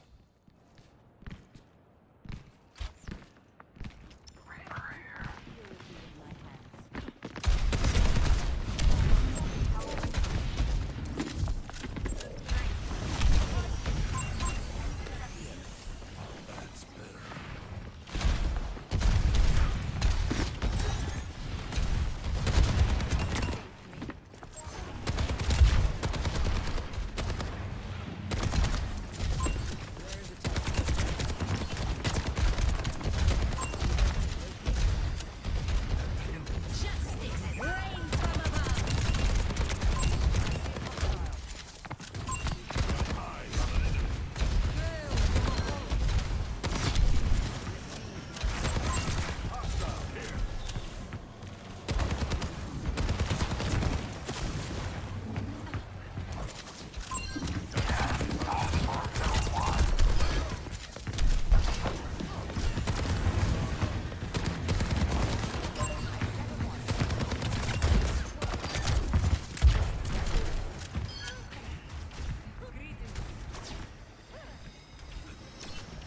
Okay, my dudes. My ultimate is fully charged.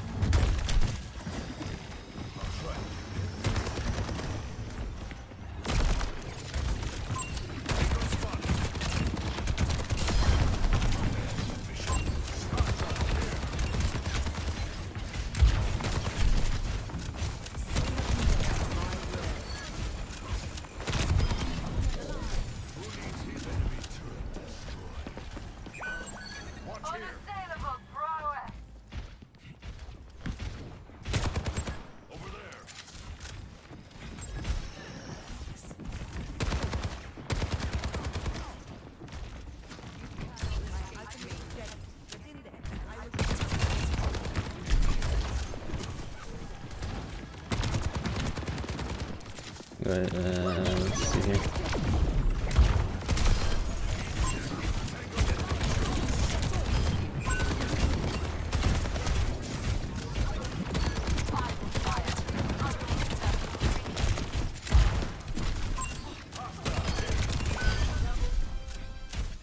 Angles.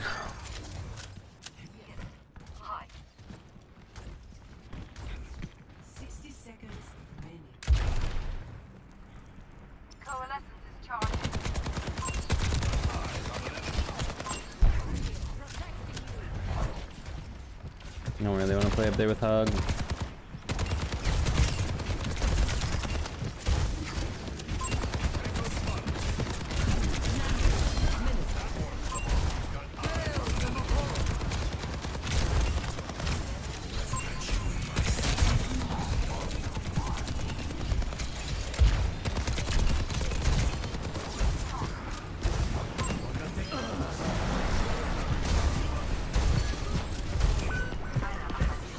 Shit.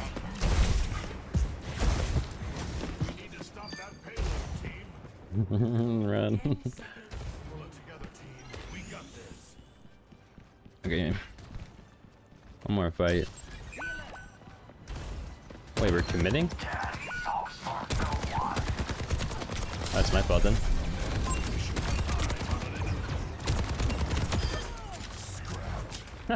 Oh my gosh.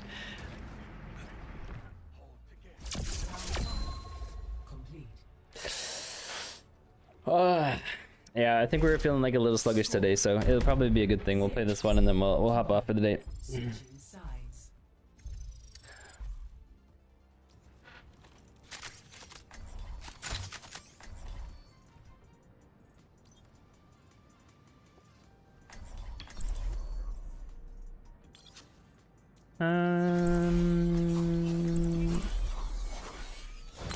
Let's try this.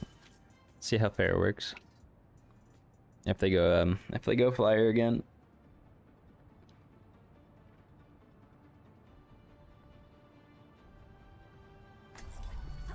Cheers, Squire! It's time to save the realm. Father said there is authentic Vietnamese food in all cities. What should I try first?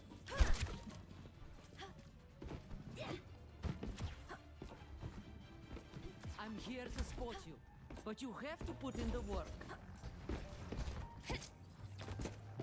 What? Everybody speaking Spanish in here? I had an ominous dream, and What does that mean? Exactly how it started. Okay.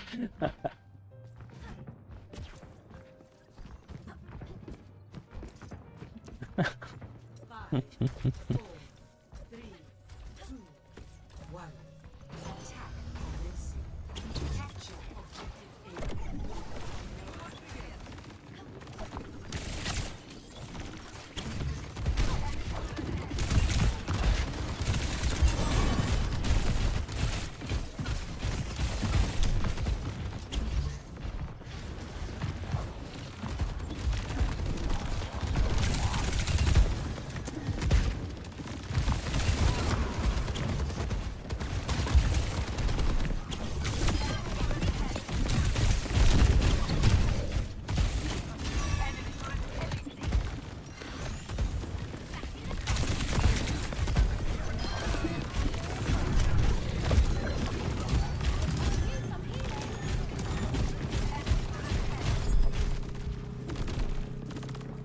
See how Tor plays it on this Midtown map.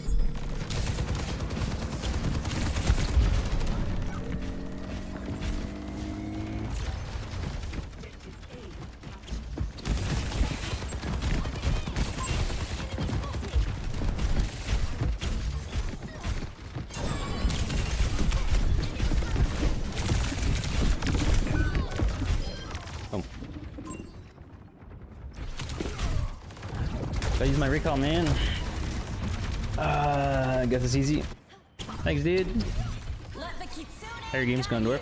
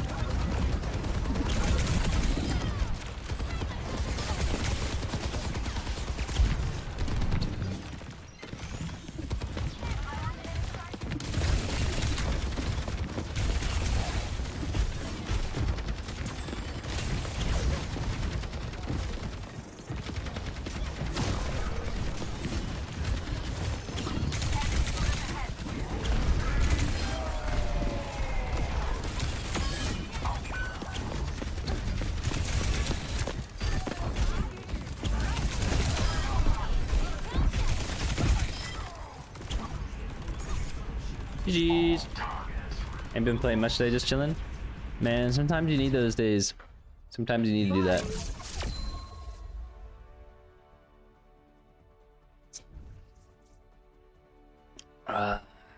I'm gonna go chill for a little bit after this game, I think. We gotta come back strong for Monday. We got a long session.